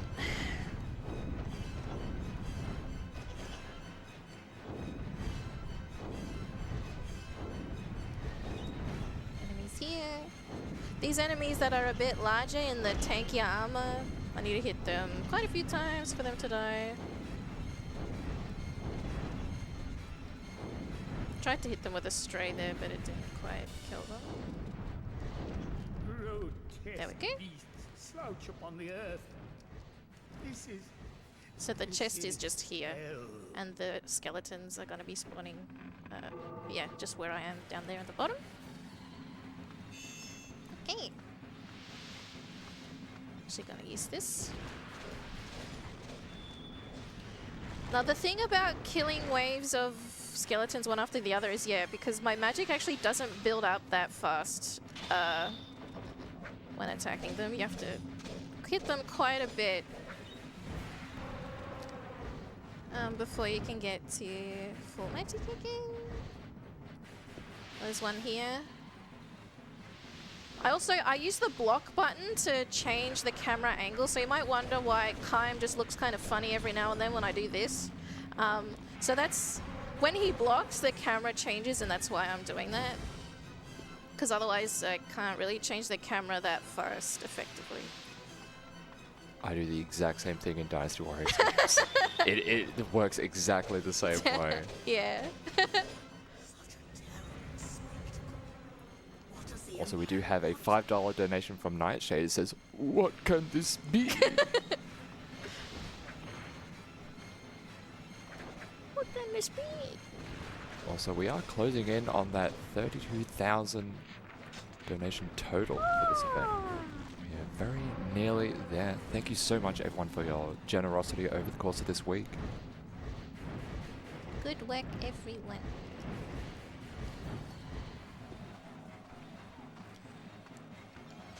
Getting closer to the end of this mission, which is making me sigh with relief a little bit.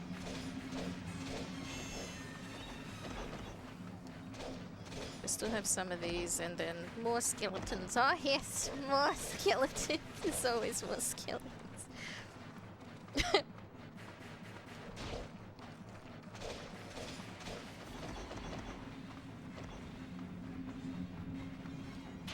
The more human enemies you defeat, the more recruits into the skeleton army you're creating. It's true. They just come right back. It's like the Simpsons Barney meme, but he Throw comes him out back the as door. a skeleton. It's like, oh wait, just come right back in. It's like, did we get rid of you? It's like, well, There's one more. Oh yeah, okay. I was like, I should be able to see it. Lord Kaim, Okay. what is happening? Lord Kaim! What is happening? Kaim's like, I don't know, I'm just killing stuff, man. But Kaim can't talk, so he can't say that there.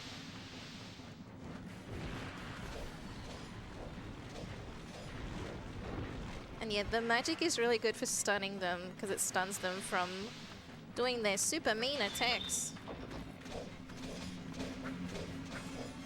Very good.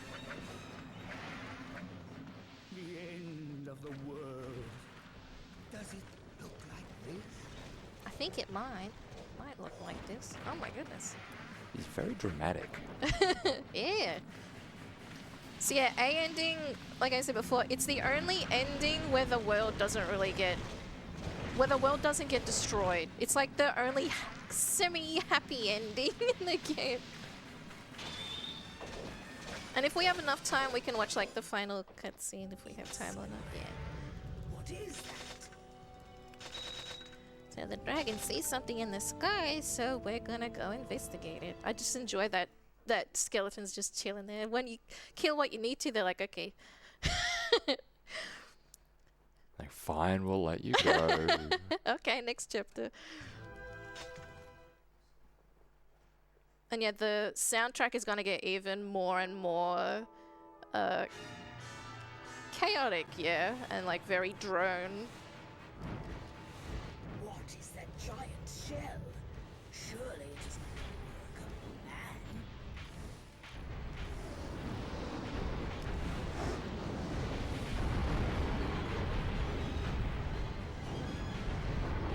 Just have these enemies here, and then I go to the next wave. I'm gonna. So with the multi-hit move, you can use it while you're away from enemies, and it does hit them. So you don't have to travel the full distance to get to them. They just need to be spawned in. These enemies here, if they're red, they will fire projectiles when they die. And it's not always nice if they're red. Be careful. But with speedrunning, you don't really want to wait for them because you want to kill things first. But it's good if they're green because then they don't lag the game.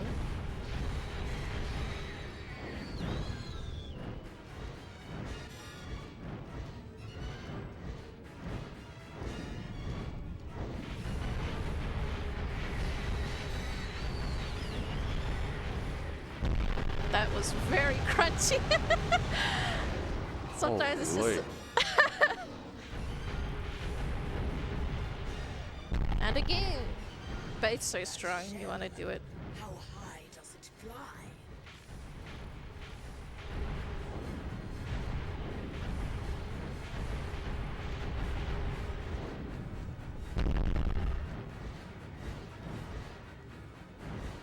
Well, that should be the ends. Yeah. Well, at least the audio is helping keep me away. Boom. Just a big old boom, and it's like, all right, Whoa. I'm good. I'm good. Okay.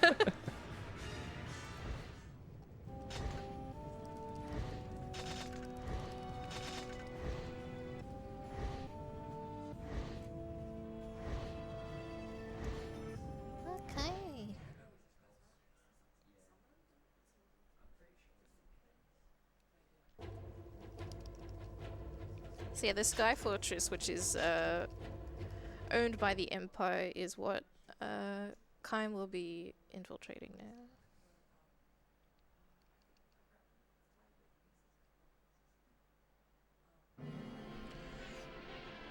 We see that Furiai, because she was captured by Inuit, and Inuit right now is brainwashed by the Empire, so she has been captured by the Empire, and she is the final seal that protects the world from destruction, basically. And now we are versing Inuit on the Black Dragon. The Black Dragon is very dodgy. It's very easy to lose time here. Have to try and direct the hits freely, because if you try lock-on hits, they don't work, so you have to free aim. Thankfully, the free aim does a lot of damage. He's being really mean right now.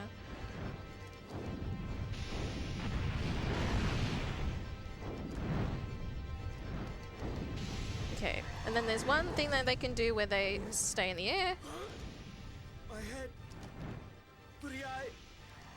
So yeah, Inuit's kind of losing his mind a little bit. He's forgetting who Furiai is, even though he has like all this dialogue. It's unfortunate if that dialogue happens, because I have to wait for it. He's kind of going through it. Yeah, he is Yeah, definitely going. Not having a good time. Yeah.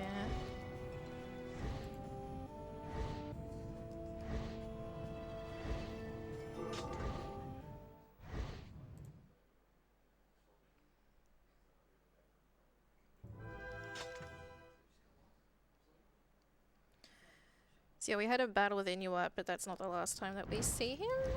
We must destroy. Now what I want to do here is I want to build up enough magic meter for 2 multi-hit blasts. And we want to build it off these enemies at the start of the mission. Choose your targets and aim true. Hopefully we can get good hits on them if I can see them. They do like to dodge though, so we'll do our best. And the reason why I'm building up this meter will be shown once I get to do it. Oh my goodness. Okay, I got full meter. Nice. So then we can just go now.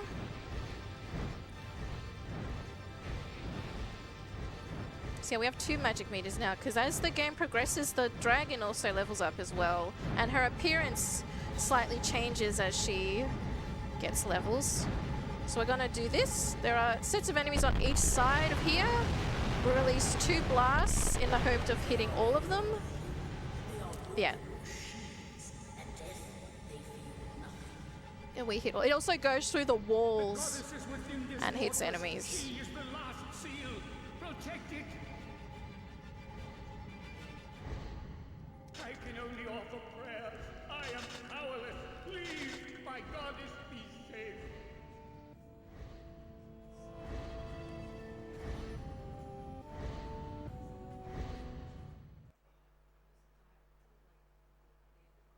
I'm sure she'll be fine. Oh, Yeah, she's cheering. It's everything is gonna have a happy ending. It's all gonna go just fine. So now we have to run through these sections. There's enemies around and we have to go and protect Furio, which is our hope.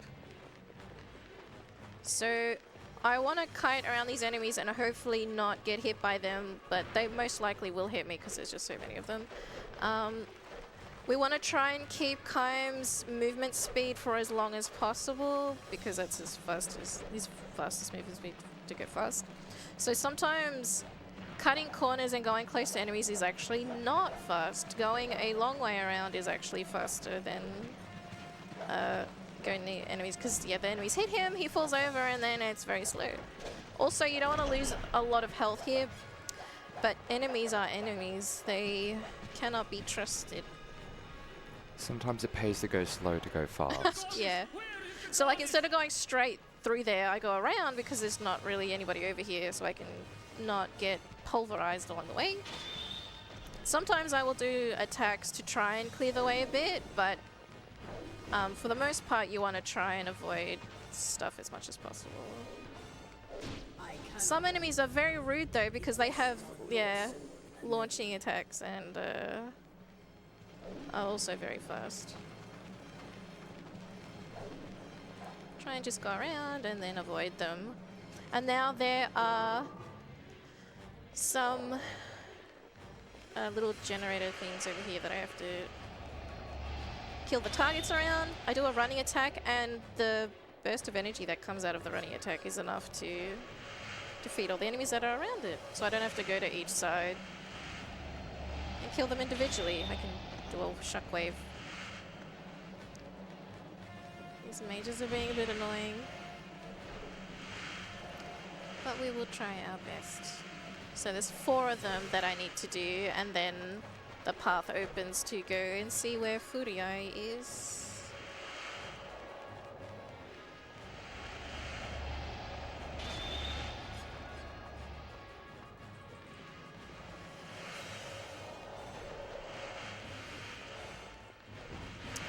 They were very much blocking the way there.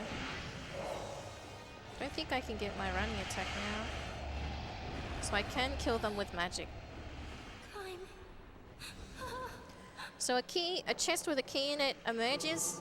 We want to get that key. And then we can go through that. There's like a... Oh my goodness. There's a beam of red and it goes away. Oh my goodness. Okay. I'm actually going to do that just to stun them, to get them to go away. If the goddess is threatened, the last seal is lost. Kaim, save the goddess. Save our world. I sense the goddess. She is... So now Kaim is going to quickly run to hopefully save his sister.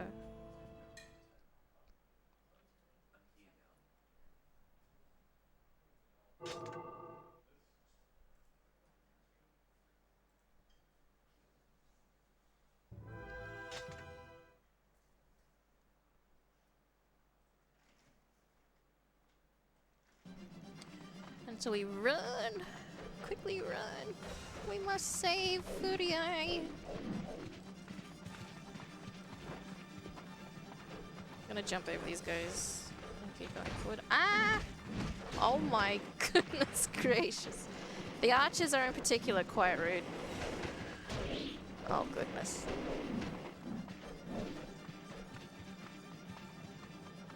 Run! And then we just hit the point and keep going. And we find that Furio is dead. Oh no. That's not good. So yeah, the last seal is now broken and his sister is dead.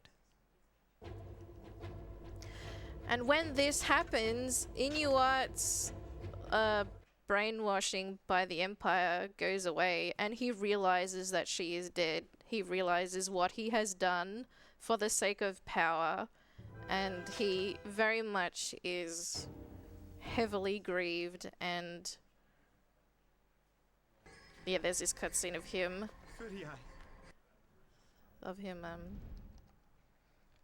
yeah, very much distraught.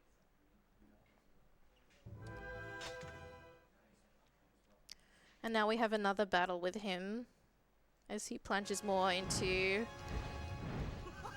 insanity. Die, die, die! Very well. Now we shall see whose flames burn the hottest. So what I'm trying to do is I'm trying to get distance and then distance to get closer. Oh my goodness. When they do that, that's really good because you can get quite a lot of damage out. Oh, they did it again. That's good. Your flames burn weak, my friend. I shall show you the limits of your power. Oh. I'm actually gonna do this because it does hit. Yeah, good. That was actually quite fast. I'm very happy with that because I can go very, very sour. Oh, being very kind then. Yeah. Very good. And now, yeah, we don't see him anymore. And the dragon, as the corruption in the world builds, the dragon is also getting more corrupted, but by getting more corrupted, she's also more powerful. We don't see her final form. This isn't even my final form. We don't even see her final form in this run, but on the other endings in the game, she gets like a very, her face kind of looks like a dragon skull and her body is like all black. She looks very cool when she's fully corrupted. But the form that we get to see her in is like her tail kind of looks like magma a little bit. Now is not the time to move. We must find and destroy all those that lead them. Now we have these enemies here. Spirits come here to this place. They will only open up if you get close to them for a little bit and it's on like a time. So I go past them and then do the multi-hit move in the hope that they will open up for me. I like these statues.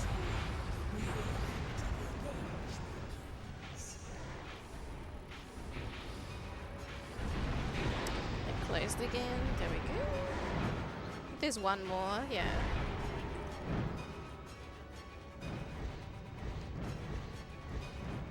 There are another enemy type, and there's like these little bundles of skulls. They are really fast. You're going to see them go so fast, yeah. They zip around really fast, but they're not too strong in that you hit them and they do die quite fast. But they do this thing to the screen where they kind of blind you a little bit and they make the screen flash like a really light blue. Like they kind of invert the colors of it, of the game.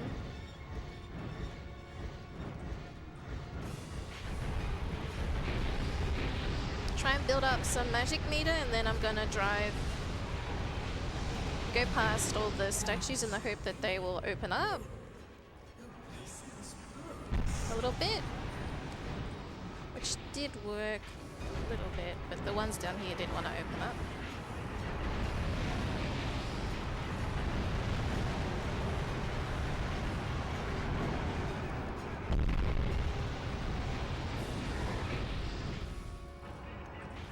You can also hear them if they're opening up because they make a noise when they do. So also like when you're running, when you go past them, you look for that noise. When mankind enters the seeds. Now I'm waiting for this one to open up. There you go. And now we go to the next group of enemies. Oh, no? Okay. How do we go up here? There are all these bats, so we're going to release that to get them.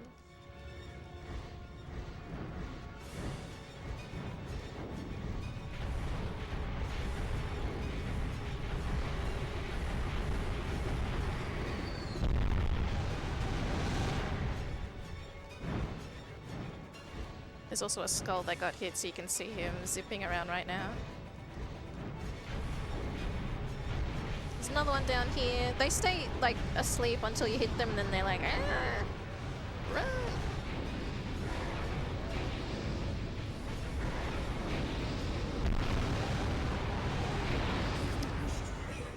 Trust only yourself.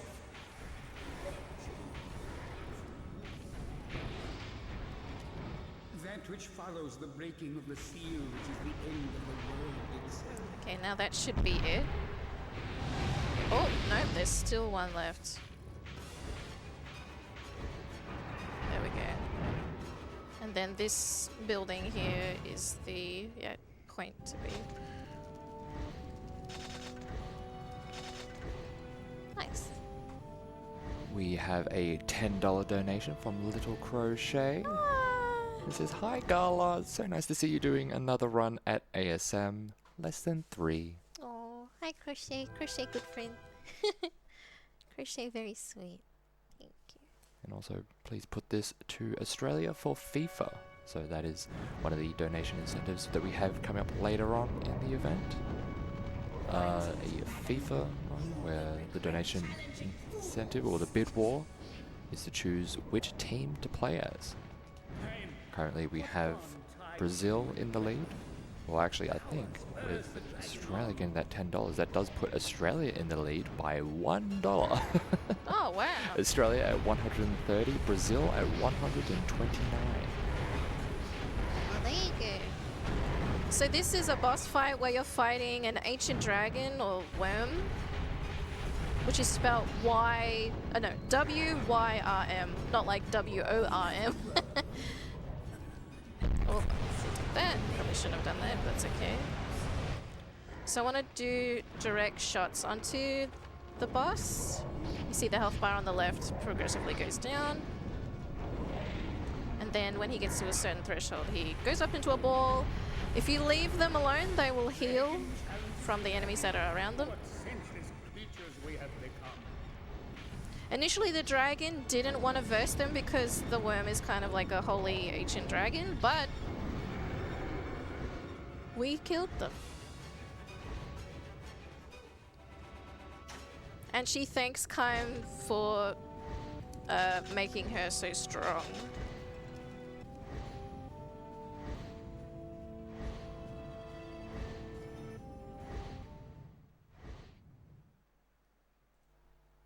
We do have a $50 donation from the Literate Wolf. Awesome run so far, Gala. Glad to see you and the Gala gang here to help kick cancer's booty. Hi, Liv. And donating towards English in the Everhood, please. And that does put that in the lead. That is going to be one of the runs coming up within a couple of runs. Everhood and the bid war to choose the game language. Now we do have English in the lead at $50 with Chinese traditional behind at 23.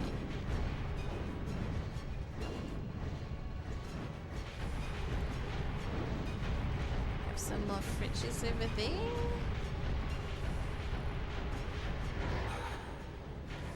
Yeah, if she gets hurt a little bit, she's like, oh, don't worry about me. Because at this point, her bond with Kaim is actually quite strong and she cares about him a lot.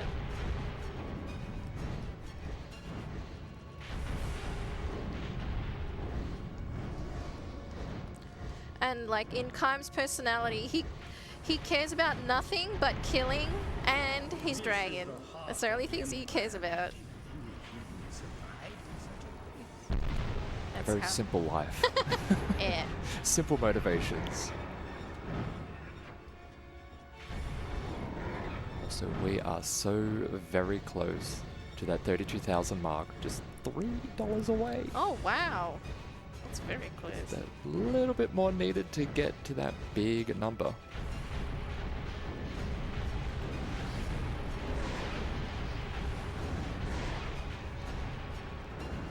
Okay, let's have a look what we can do here.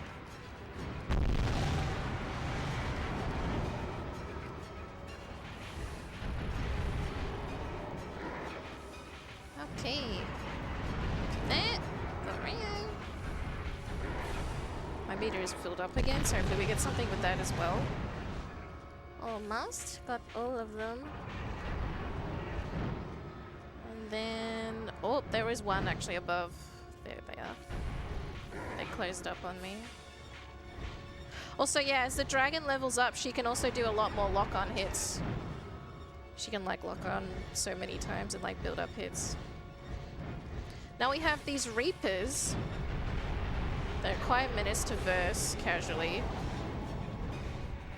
But their gimmick is that when their blade is away, you can hit them. But if they have their scythe with them, they deflect everything and cannot be defeated. But that was actually quite fast, so that's good. Okay. I thought it was second last. It's actually the third last section. We're getting closer to the end of the game. Woo! Okay. This is kind of like the last mission where you can have the dragon and Kaim, the protagonist. This voice, the wellspring of the evil, is in the temple before you.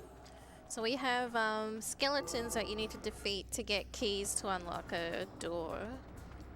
These big enemies here, they're actually really aggressive. They are super fast in their attack speed, so it's good just to get rid of them. Now the targets, we bunk them over,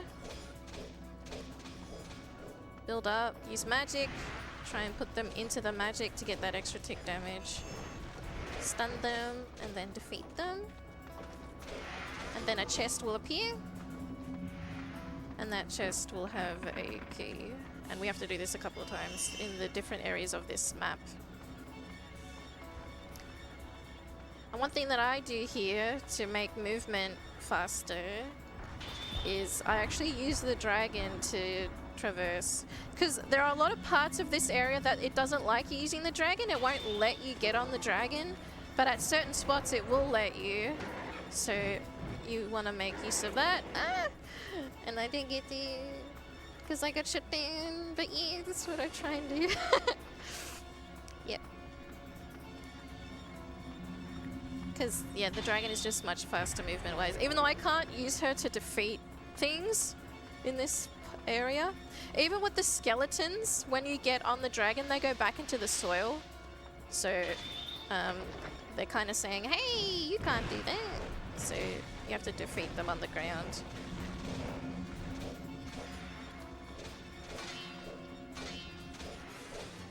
Also, another thing that the enemies can do, which we haven't seen yet, which I'm surprised, is the enemies can parry you. Especially the skeletons. But thankfully, they have not parried me yet, but they might parry me later. But you gotta stay on the aggressive with them to try and take them out first. But you'll know if they parry because it makes a certain sound effect, and there's also a flash of light that occurs. Just quickly, we did get a $50 anonymous donation with no comment, and also $150 from Snake Herrick's, also with no comment, and that does knock us over that $32,000 mark. Thank you so much. We Good work, appreciate it. team. Hesitate not. Our only path lies forward. That's right. Now I've got them all clumped up here, which is actually quite good because I can hit them all at the same time. Ah! But these guys coming around to join the party is not nice. We're gonna run away. Run! And then we have another section over here.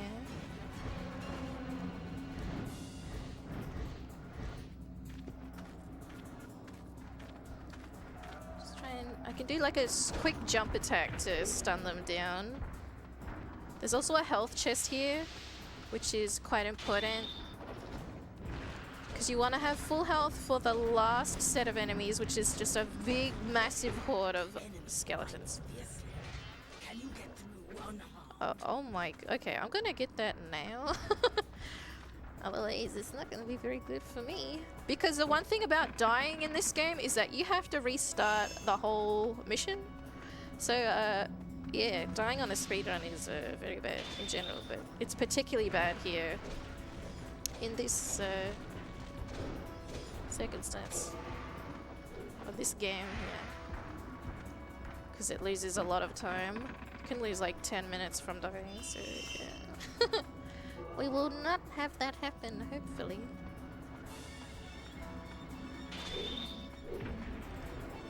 I would like to build up some magic meter though before... Yeah, okay, good. I didn't get to build up a double magic meter, but one is good. Better than nothing. The temple is ahead. Climb. I'll use the dragon to get into this corner. And there's gonna be, if it will let me dismount. And there are all these, like all these yellow dots on the mini-map, they are all skeletons that need to come out of the ground. So I'm gonna try and clump them together and then use magic. Hopefully do lots of... They can also do a lot of damage to me. Yep. I think I was a little bit too hopeful there.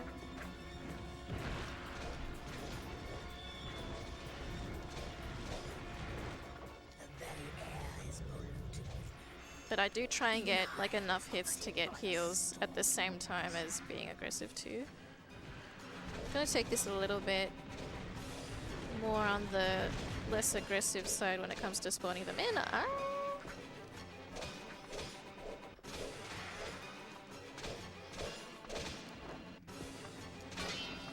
little bit hard with the camera there. I couldn't tell where things are. That's okay. Now I try and get these ones to come together. It's really good if you can knock them into the magic and then they get stunned over and over. Have to be careful here because the red dots on the map, those are the enemies that are immune to magic and will repel it, so I also don't want them to get involved. But sometimes if you get too close, they get involved. I can see that they're moving, so they are getting involved. Don't want to fight them though. But that was okay. They have spears as well, so they're menacing. Now that's the end of this mission. Yay! That mission can also be quite scary because it's very easy to get overwhelmed and die. Yep, so the end is drawing near. So I haven't talked about like one of the main antagonists of the game. You see her here because she is also the final boss fight as well. Her name is Mana. She's a young priestess.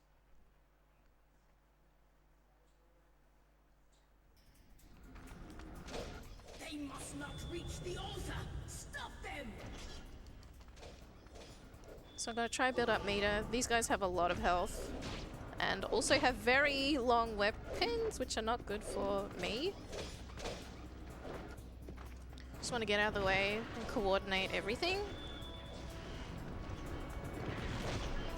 You get to hear Mana talk and see her as well. I'll show her off. She's actually in the back of the room dancing around in circles. You can see her there. She's very happy that the destruction of the world is coming. That's a parry. So this room is also a big finale in that there are 9 waves of enemies. And there are a lot of enemies in those 9 waves that you have to defeat, and you don't really have a lot of health, so it's very important to be careful here. Can this guy stop blocking? That would be great. By the evil spirits. The priestess is in So it's very good to make use of this move because it helps stagger enemies away. Now that my magic is up, we're gonna try and collect the enemies together. Just get them to spawn in and then put the magic down to get them caught up in it. Okay, that's not very fun. Do this.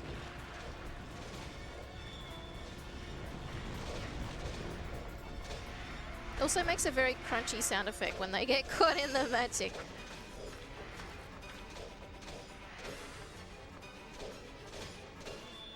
That's a bigger heal because I got a larger number of hits.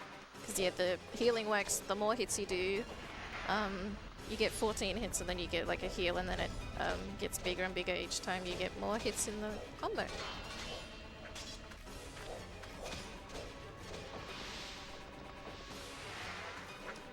We go here, we get them to spawn in.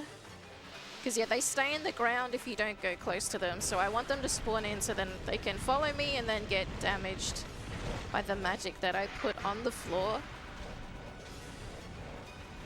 Because hitting multiple enemies for this run is how you go fast.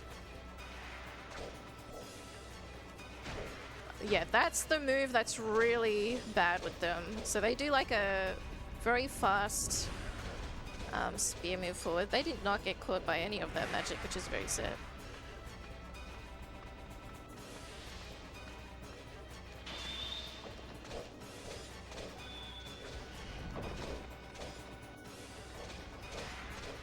And the next wave will spawn after this guy dies. La la la la la la la. The Watchers. They speak. They speak. La la la la la. Yeah, so she is she is like she speaks for the Watchers, yeah, which are like the beings that created the world, yeah. Or something like that amongst the lore. So like, yeah, her voice goes like really deep at times when she talks.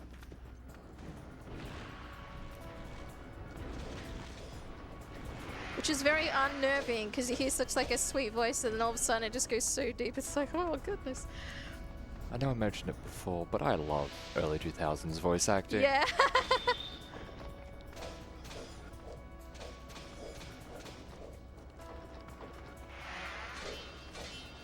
Now, if this guy could not block, that would be great. Okay, do these guys. I'm gonna actually separate them. And then mages should start spawning soon, if I remember correctly. Yep. So this is where it starts getting quite hard because these mages, they have all these ghosts around them and they will keep shooting at you even if you're attacking them and overwhelming them. It's like as you get close to them, they spawn things. I don't know why this one isn't there. Oh, because all their skeletons are back there because they moved away from their spawn location. Broken. Whatever you do. Now, I cannot be defeated. So yeah, Mana's kind of background, I don't know all the details, but one major part of her personality is that she tried to get her mother's approval, and basically from not having her mother's love, she went, Had a rebellious phase. she went kind of, not quite rebellious phase, she, yeah, I guess insane is the correct word to use. In a child such as She went very like, mentally distraught. Decided to make it everyone else's problem, in a way, I guess. Also, we do have a quick $5 donation from Nightshade. This is for Gala. La, la, la, la, la, la. Thank you. I did not go deep enough for that. La la la la la. La la la la.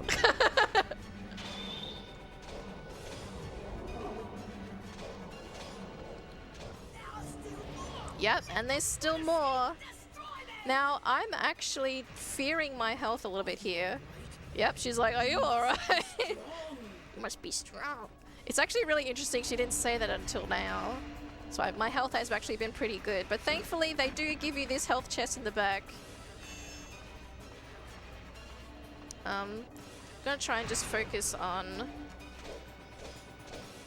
the mages. Now these mages, the last mages, they just keep firing shots like so fast. Even if you're at point blank, they're just like, yeah. justice remains. If she can be stopped, They do it really fast. And they also move a little bit each time. They can just like run away from you, which is annoying, like what they're doing now. Oh my goodness. It's so easy when you're on a run to just get completely, yeah, obliterated at this point because they go off screen and, okay. Yay! The chaos has been...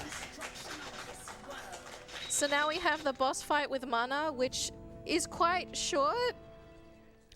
It's a aerial boss fight. So we're going to be on the dragon because after this she grows and becomes a giant monster. So time will be coming up when Mana is defeated. she breaks the seal. So yeah, there she is, just Giant. What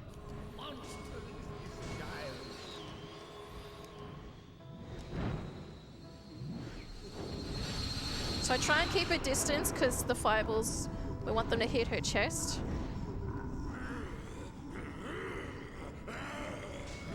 And she does a sphere around her, which makes her invulnerable. Then we just want to keep... Yep, there we go.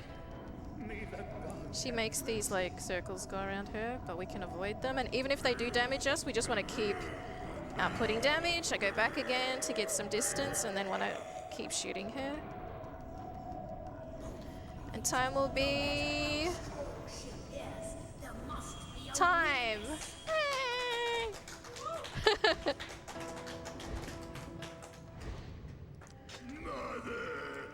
So yeah, she cries out for her mother here. Yeah. What a pair of vocal cords she has. So yeah, thank you everyone for watching and having me at ASM with Drakengard. I'm gonna check the time. Oh, good! Okay, I'm underestimating. That's pretty good. Now this is like, yeah, probably my favorite cutscene in the game. But if we need to progress onwards, we're... Oh, okay. We fear nothing. We are love. So you can tell she's a little bit unhinged, so to say. You hate me, don't you?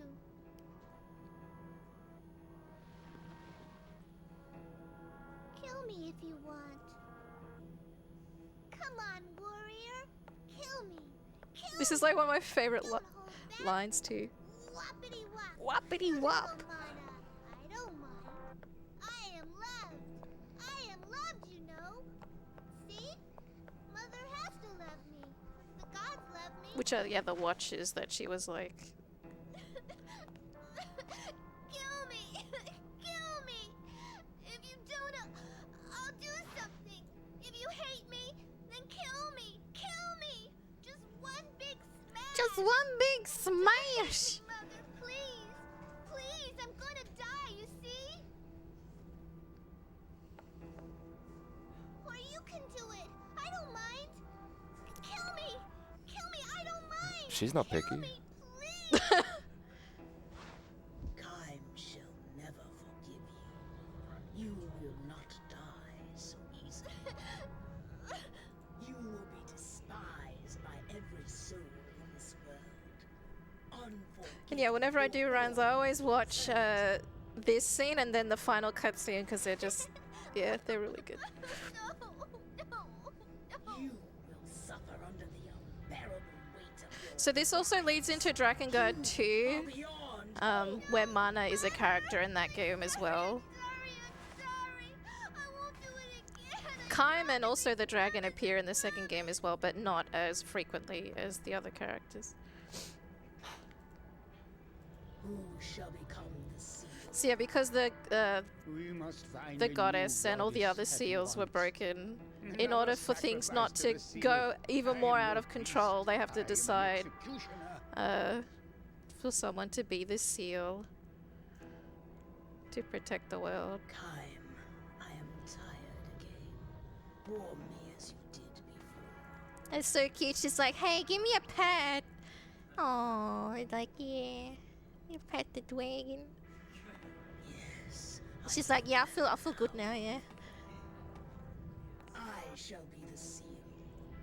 And yeah, she decides that she's gonna be the seal My to strength. protect the world, even though she hated humans, but But because of the do bond you that she know has what with you Kaim, offer? You had She's best like- do it before I change my you mind. better do it before I change my mind. And yeah, then we have the cinematic cutscene that comes after this, which is, yeah, really good. I really like this. After the epilogue.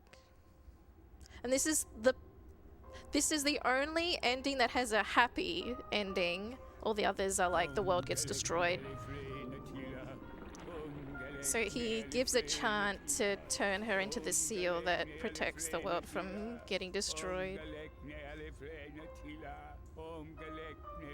The cinematics are really good. This is also a Square Enix game for those who didn't know. Yeah.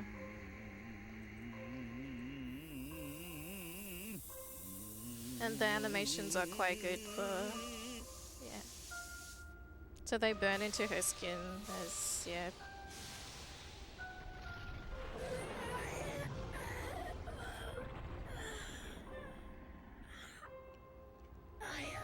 Yeah, and even though Kaim is like such a bloodthirsty, horrible person, he has a soft spot for her and cries because he sees her in pain.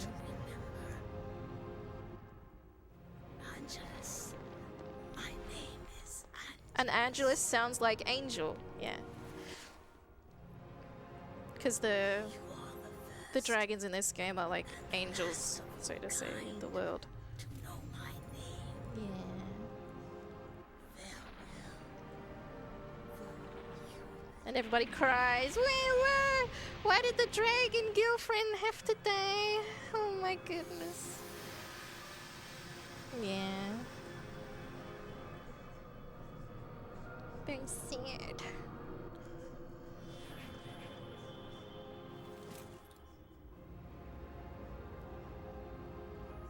And this line is really good, the one that comes here, because of...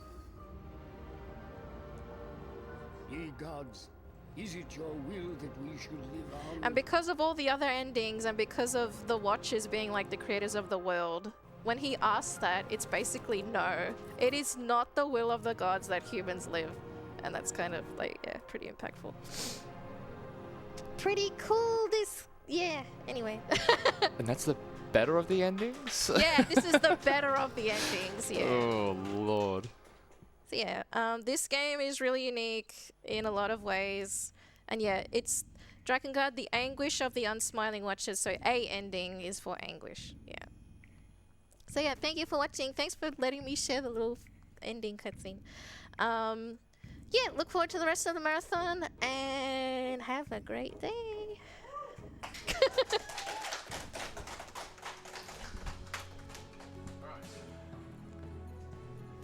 Thank you so much, Gala, for that incredible run of Drakengard. A great run to start our wonderful Saturday morning with. Up next, it is going to be Snowboard Kids, all battle races in the Copper Pass, done by Ariana Fan 420.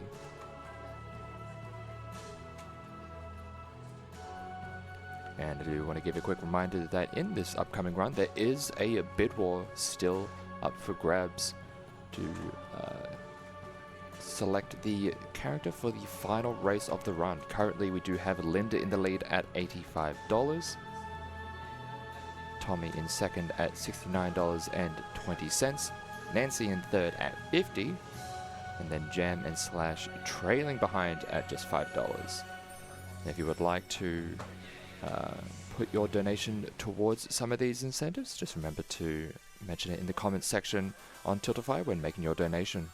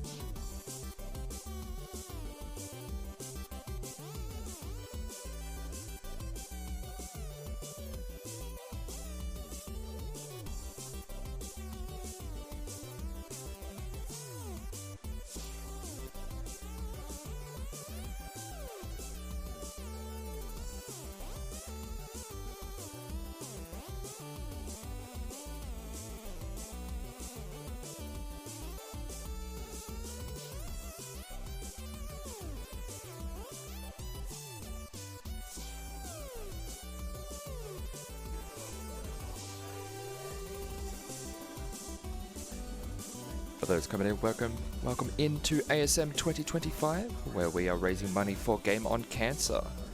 a charity which funds early career cancer researchers who are working across all areas of cancer research to make sure that this is the last generation to die from cancer. And if you would like to donate, you can go to donate.ausspeedruns.com. Also, in addition to donating, the Twitch revenue that we receive throughout this event will also be given to Game on Cancer, which includes bits and subscriptions to the AusSpeedruns channel, just as another way to help support Game on Cancer.